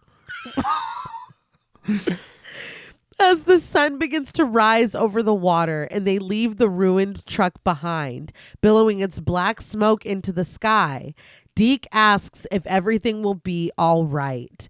Bill assures him, "Deke, I know everything's going to be all right. His father is dead." Yeah. Yeah. Just breezing past Well, he's his father now. a tragedy. Yeah, Yeah. I guess so. Yeah. Yellow text appears on screen. 2 days after, a large UFO was destroyed in space by a Russian weather satellite, which happened to be equipped with a laser cannon and Class 4 nuclear missiles. Approximately 6 days later, the Earth passes beyond the tail of the Rhea M, exactly as predicted. Weird ass dig at the Russians. I thought. Yeah. Just the audacity of burying this in some text at the end. Yeah. A strange dig, a fucking This was We're not hilarious. Yeah. we're not animating any of this. No. They're like, you fucking fill in the blank in your own fucking head. Sidebar: a comet we never saw. No. We didn't need to. We were at the tail end. Yeah. I guess Yeah. we saw like the aurora borealis. We read the beginning and we read the end. This was just the biggest balls. It's almost like a fuck you. It's truly hilarious to me, like genuinely so funny to have the balls to do this and show none of it. No. And then again, I'm like, oh yeah, it was a comet thing. Yeah, the whole time. AC/DC continues its questioning as Brett and Bill hold each other tight and the group looks reflectively out onto the water. The boat pulls away and we watch it go as Connie whines, asking her husband when they can get off this boat because she gets seasick, lamenting that she's going to woof her cookies. Text is added to the closing statement. The survivors of the Dixie Boy are still survivors. As Connie gags, we rise up to the dawn of a new day that slowly turns from blue to that worrying green. A live version of AC/DC's Shook Me All Night Long, for some reason, begins to play and the yellow credits roll. Everything is a choice. All of it. I thought, honestly, that we were going to have like almost like a Dawn of the Dead 04 situation where they get to the island and then they just hear engines Honk, revving honk. and shit. Trucks come out from behind the Yeah, trees. like, oh my God. But the rules were no motors here. But, so, what did you guys think of Maximum Overdrive? I'll be honest. I know we said a lot about the movie. The only thing I don't like is the live version at the end. You could have got rid of that. That was wild to do. I don't know, Steve. What the fuck? That's the only thing. Yeah, that's it. I know the movie is it's got a lot of problems. It's got a lot of plot holes. It's got a lot of just, we don't really know our characters too much other than the little shit that they tell us, and we're supposed to, like, I guess, make our own character from what they tell us. I know there's a lot of what the fuck, you know what I mean? I do really, really like this movie, and I do think that watching it when I was younger does have a large hand to play in it.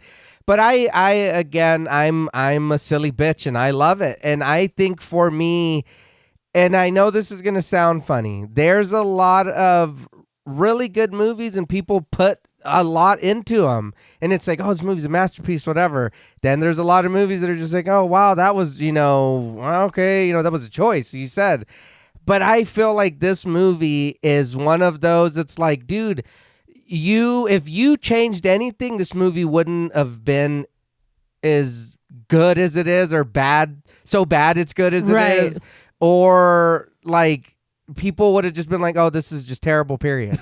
I get it. I know to some people this movie's not great, but I really feel like for me, it's in that realm of, you made something you could never recreate again. Oh, no. You can never do this with the mistakes you made, with the whatever ad-lib lines or whatever was going on here.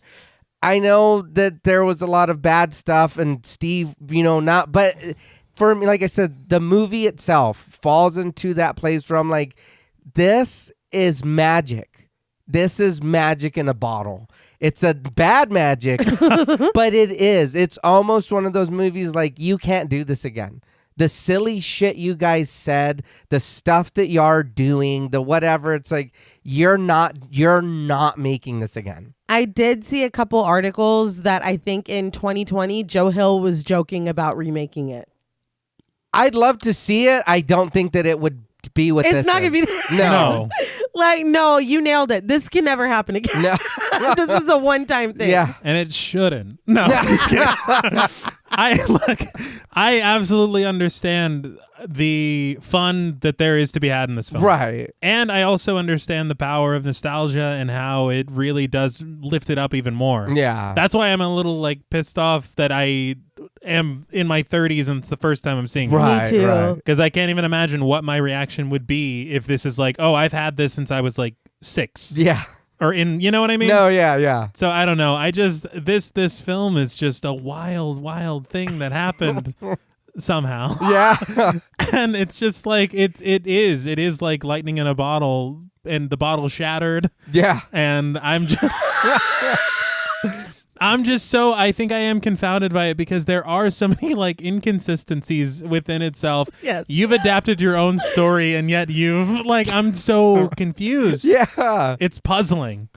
And I understand this was the only film that Stephen King ever directed. I get it. And especially, not to make light of all the things we heard, but if you're going to direct a film, you really need to be on the ball. Yeah, not the 8 ball. I guess. I may have been setting up that. It's fine. No, it's very, very good. We got sorry. We have twin brains sometimes. We're a comedy duo, I guess. But For one joke. yeah, for one joke, and then we're moving on. No, but I think that it's wild how much, once you said that he checked out, I can tell. Oh, yeah. Right. And whenever the third act of the film, this film is longer than it needs to be, number one. Yeah. Yeah. But then the ending of the film is so fucking quick. Yes. It's very, and then not even showing us the ending of the film, just being like, here's a text scroll. Like it's just like, what even is this? I can't get over that. Yeah. No. And the wild thing as well is you saying that the story doesn't even have a combat situation. No, and it, like I said, it ends with the refueling thing. Yeah. Like there is no, we're going to go to an island where electronics aren't allowed or whatever. Yeah. They check them at the door. It's like, what? I don't know. But I can see, of course, how there is so much fun to be had with a film like this. Yeah. With this film. But for me, it is just not for me. And I get it, dude. Mm-hmm. Like I said, I watching it too again after all these years, I was like, and I say this in the nicest way because I like this movie. Right. That was fucking dumb. But it Yeah. is funny, and it does fit in with the ridiculousness and the silly shit that's going on. And it really is the take your brain out, sit it in a little cubby, go watch it, come back, pick it up, put it back in, and go about your business. Yeah, I just first of all, I want to say that I had a fucking blast with the two of you talking about this. Yes. We laughed so much. You're not even going to hear all the times that we laughed. Like, this was a lot of fun. This movie has brought us together in a way that is so chaotic that I feel like the vibe has not been like this in a while. No, I don't even know where to begin. Because like I said at the top, this falls into a so bad it's good category for me. But the core of that is that it is bad. Like, this is not a good movie.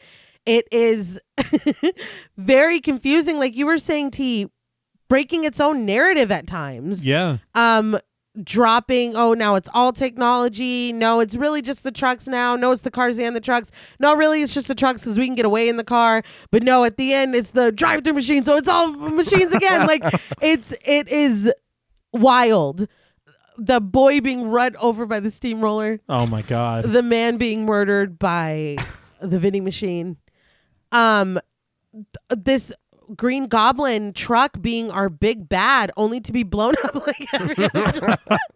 It's like, it would almost be genius. And it's like, because it's almost a fuck you in some areas, but it's like, I know that you weren't trying to be innovative. I know that this was pure chaos. You know what I mean? Like, yeah. I truly, like I said, I don't even know where to begin digesting this.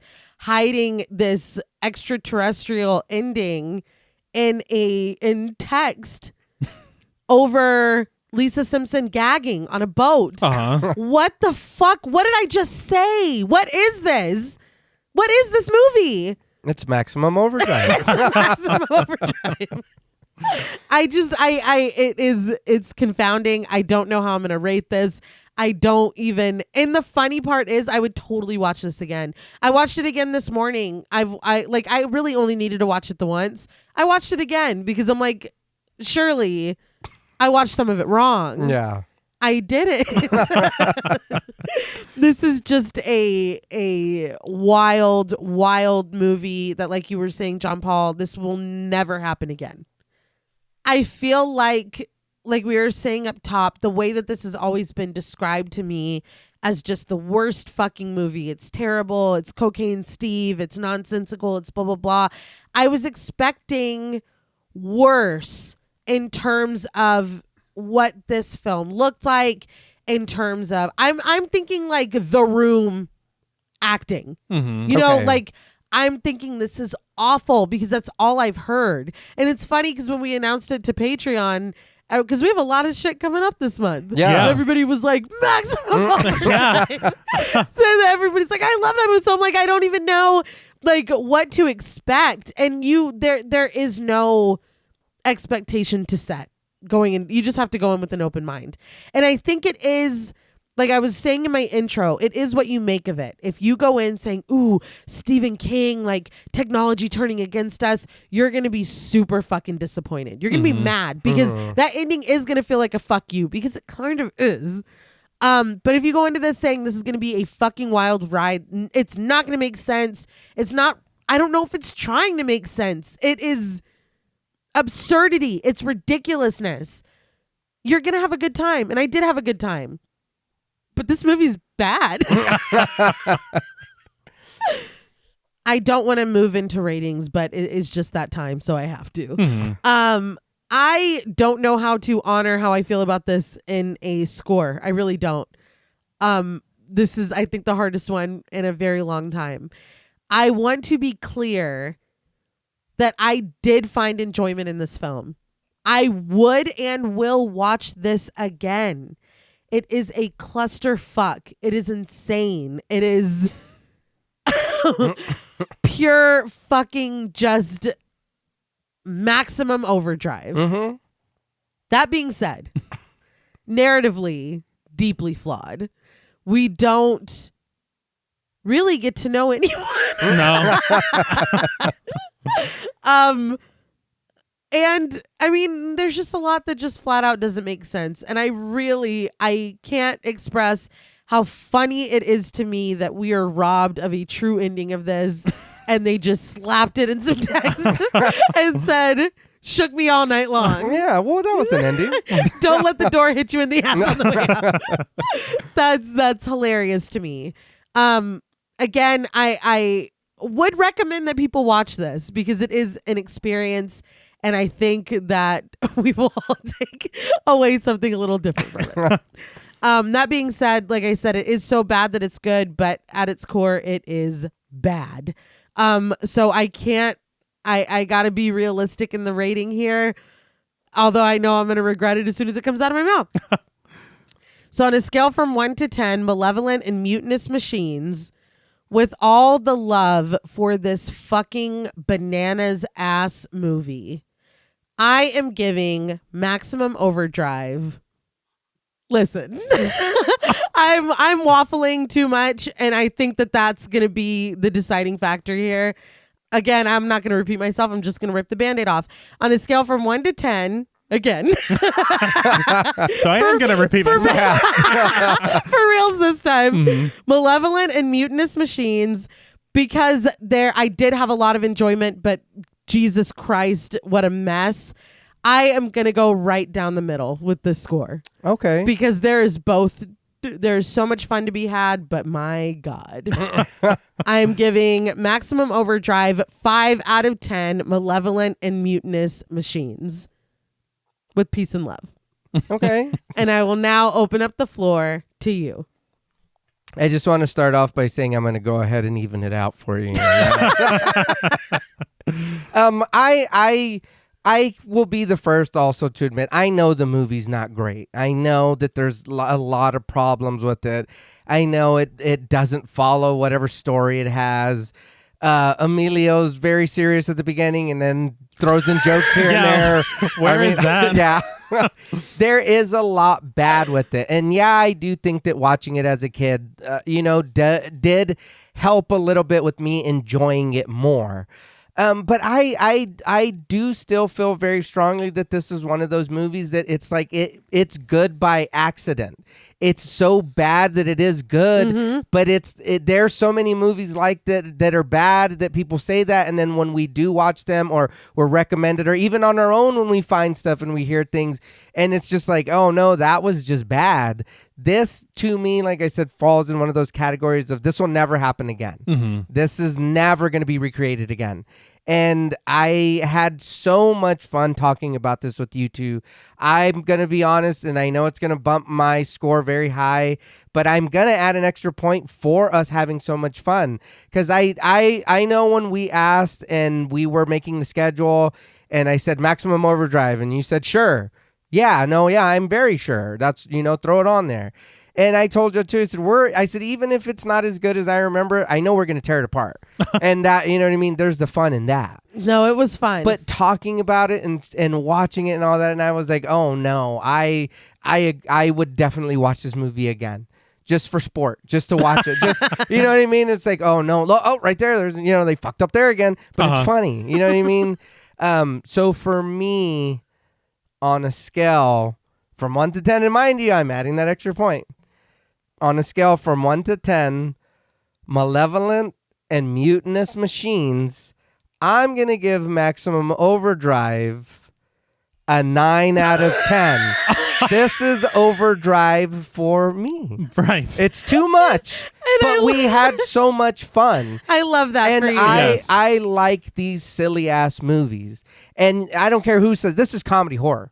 Yeah, it's straight comedy horror. 1,000%. Absolutely. I'm sorry, Google. I'm sorry, Wikipedia. I'm sorry, MDB, and whoever else, our websites or whatever. This is comedy horror. That's just what it is. There's no other label for it. No. I am very happy for you. Thank you. I'm very glad.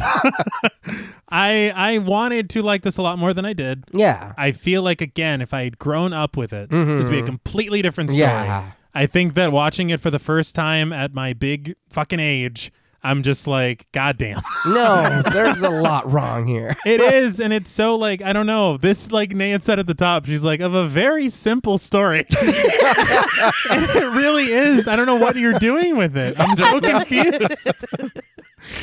But no, I mean, I don't know. I think that one thing that I often say is if it's a film that I don't really like, I try to lean on the things that I did like about it. Yeah. And more often than not, that will usually be like, hey, the production design was really good. And I think they did a pretty good job building that fucking truck stop. Yeah. I think that a lot of the things that they did with the makeup were pretty decent.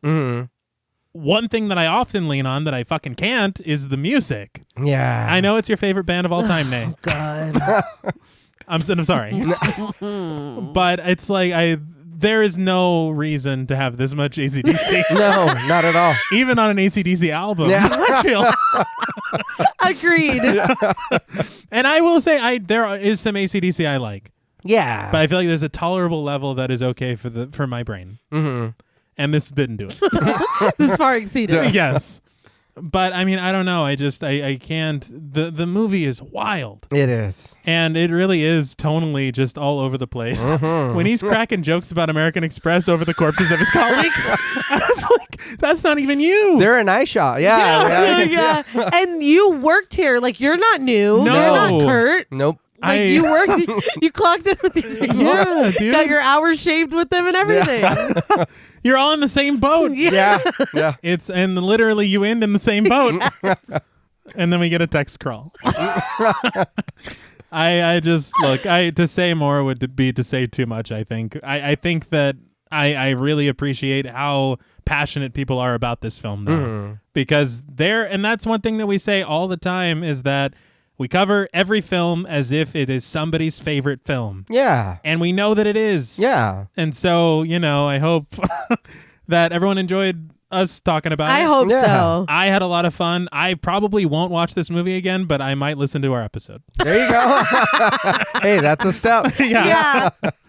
But for me, out of 10 malevolent and mutinous machines, I am going to give Maximum Overdrive 3.5 malevolent and malicious machines. I think a machine took over me. It was mutinous machine. Yeah, it made me fuck up.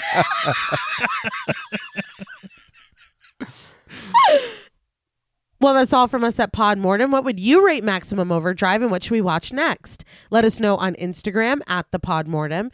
Be sure to follow us on Twitter and like our Stirhole Productions page on Facebook. Be sure to follow each of us on Instagram and Blue Sky at Blood and Smoke, at Juggalo Daddy 84, and at Travis MWH. Thanks again to Original Cinematic for sponsoring this week's episode. Please consider pledging to our Patreon, where you'll get over 200 hours of bonus content, our monthly schedule, access to our Discord server, and the opportunity to help us decide which films to cover. And if you're looking for Pod Mortem and Stirhole Productions merch, follow the link in our episode notes. Stay tuned until after the music for a special shout out to our Wendigo Getter patrons. And remember, with technology and machines all around us, it is more important now than ever to realize when it's time to unplug and touch some grass while we still can. Until next time.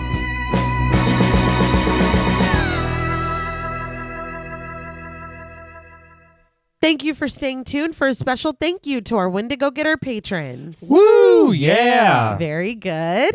A special thank you to Chris Ontiveros, Kristen Lofton, Megan Martinez, Kimberly Bass, Sophie Hodson, Anthony Jerome M., Jordan Nash, Kent Morton, Lala Tamez, Travis Anissa Hunter, Miguel Myers ATX, Jennifer Perez, Allison O'Neill, Carissa, TJ and Angie Bronson, Gabrielle Trevino, Applin Ontiveros, Karima Rhodes, Antonio Huerta, Kimberly Kleindienst, Sydney Smith, Osvaldo Soto, Bobby Holmes, Donna Eason, JD Rizak, Molly Gerhart, Armand Spasto, Aaron Aguirre, Eggy, William Barry, Charity Oxner, Amanda Six, Mandy Rainwater, Eden, Jordan Roberts, Dylan, Liz Heath, Spencer Montalvo, Pancake the Panda, John Ramos, Michael Newting, Alexis Roberts, Dan Laveau, Itzy M, Gary Horton, Leisha Olivier, Kate Lamp, Carlos and Sydney, Jessica Hunter, Helena Rudder, Alan Johnston, Mariah, Livy Fun, Scott Troutman-Wise, Towton Watson, Mozzie Bear, Brittany G, Dave Burke, Emma Hagel Kissinger, Valerie G, Emiliana CB, Taylor Santana, Will Lewison, Angelique, Smelly Poo Poo Head, Beth Bauer, Cookie, Esperanza J, Jason Kyle OKC, Joshua Rumley, Danielle Peralta, Brandon, Sawyer Reese Farr, Sahara, Girl That's Scary, Cassandra, Andrea Simmons, Ashley Higuera, William and Xena Rush, Ryan Brom, Megan Ochoa, Laura Lassiter, Eileen O, Marissa E, Sydney, Megan M, Strangely Sarah, Christy Beck, Nancy and Andy, Amanda Lopez, Andy Terrell, Jason Hanovan, Katie K, Erica Morin, Cameron S, Tris Wynn, K.87, Mariah Jensen, Carrie A, Lonnie Lono, Powell, Kayla E, Maggie H, Murder Stina, Kristen Marcy, Ori 81 Boricua, Look Like That One Girl, Bog Boy, Felnez 63, Alita Pui, Probably My Jugs, Kate Thackeray, Wade Pack, A Lizard, Bay J, Jay Rich, Topher Williams, Elena Metler, Valerie K, Christy Lee Kruger, Professor of Humanities Laura McCarricker, Naomi, Josh Smith, Autumn Green, Abby Kopp, Crystal 831, Skank Sinatra, Morgan Alexander, Tony Osteen, Julie Fredborg, Rihanna S, Daniel Taylor, Anna Kate, Heather Ortiz, Kim H, August, Vengeance Spirit, Jenny May, Glittery Fab, Malik Caselli Armstrong, Scarly D, Toya Shea, Katie, Martin Shaw, Star, Tyler J, Daniel Dickerson, Cam Davies, Patrick Hoagland, Raven, D, Wesley Tart, Kristen Jackson, Jacob Nordberg, Spencer, Samantha, Damian Grant, Half Price Horror, Clemmy, Erica, Jason X Rules, Karen Burrows, 203 Duncan, Aaron Norman, Stephen Rogers, Victoria Smith, Patricia A. Graham, Erasmo Pena, Danielle Wright, Tabitha Thomas, Becca Boo, Richard Murray, Irene, Sally Slater 52, Jordan McCarthy, Christy Michelle Wilson, Rosalind Harnias, Emily Rance, Amy, Lisa and Kathy, Mike H., Karen with a Y, Christian Sadler, Hannah, Sarah Jack, Casey L., Evelyn Knight, Paula Garcia, Ghastly Grandad, Megan and Alexandra Saldivar, Lisa Sykes, Sonny Jonas, Kelsey Niemeyer Cook, The Face Flowers, JG, Morgan Novello, Ashley, Alex M., Brandon C., Gordon Sutherland, Georgia Renland, Ashley Poe, Najee P., Seth Schaff, David Kermavner, Diana Joe, Connor Gormley, Carrie Parker, Katie Face, Yuko Imada, Jane Pillsbury, Caitlin Asher, Mia Franz, Dale Harley, Annabeth Carter, and Pooh Bear. Thank you all so much. Yes, thank you, thank you, thank you. Yes, thank you. And truly, this engine wouldn't be running without y'all. Ah. Yeah. Bubba. All right. I don't know. Until next time.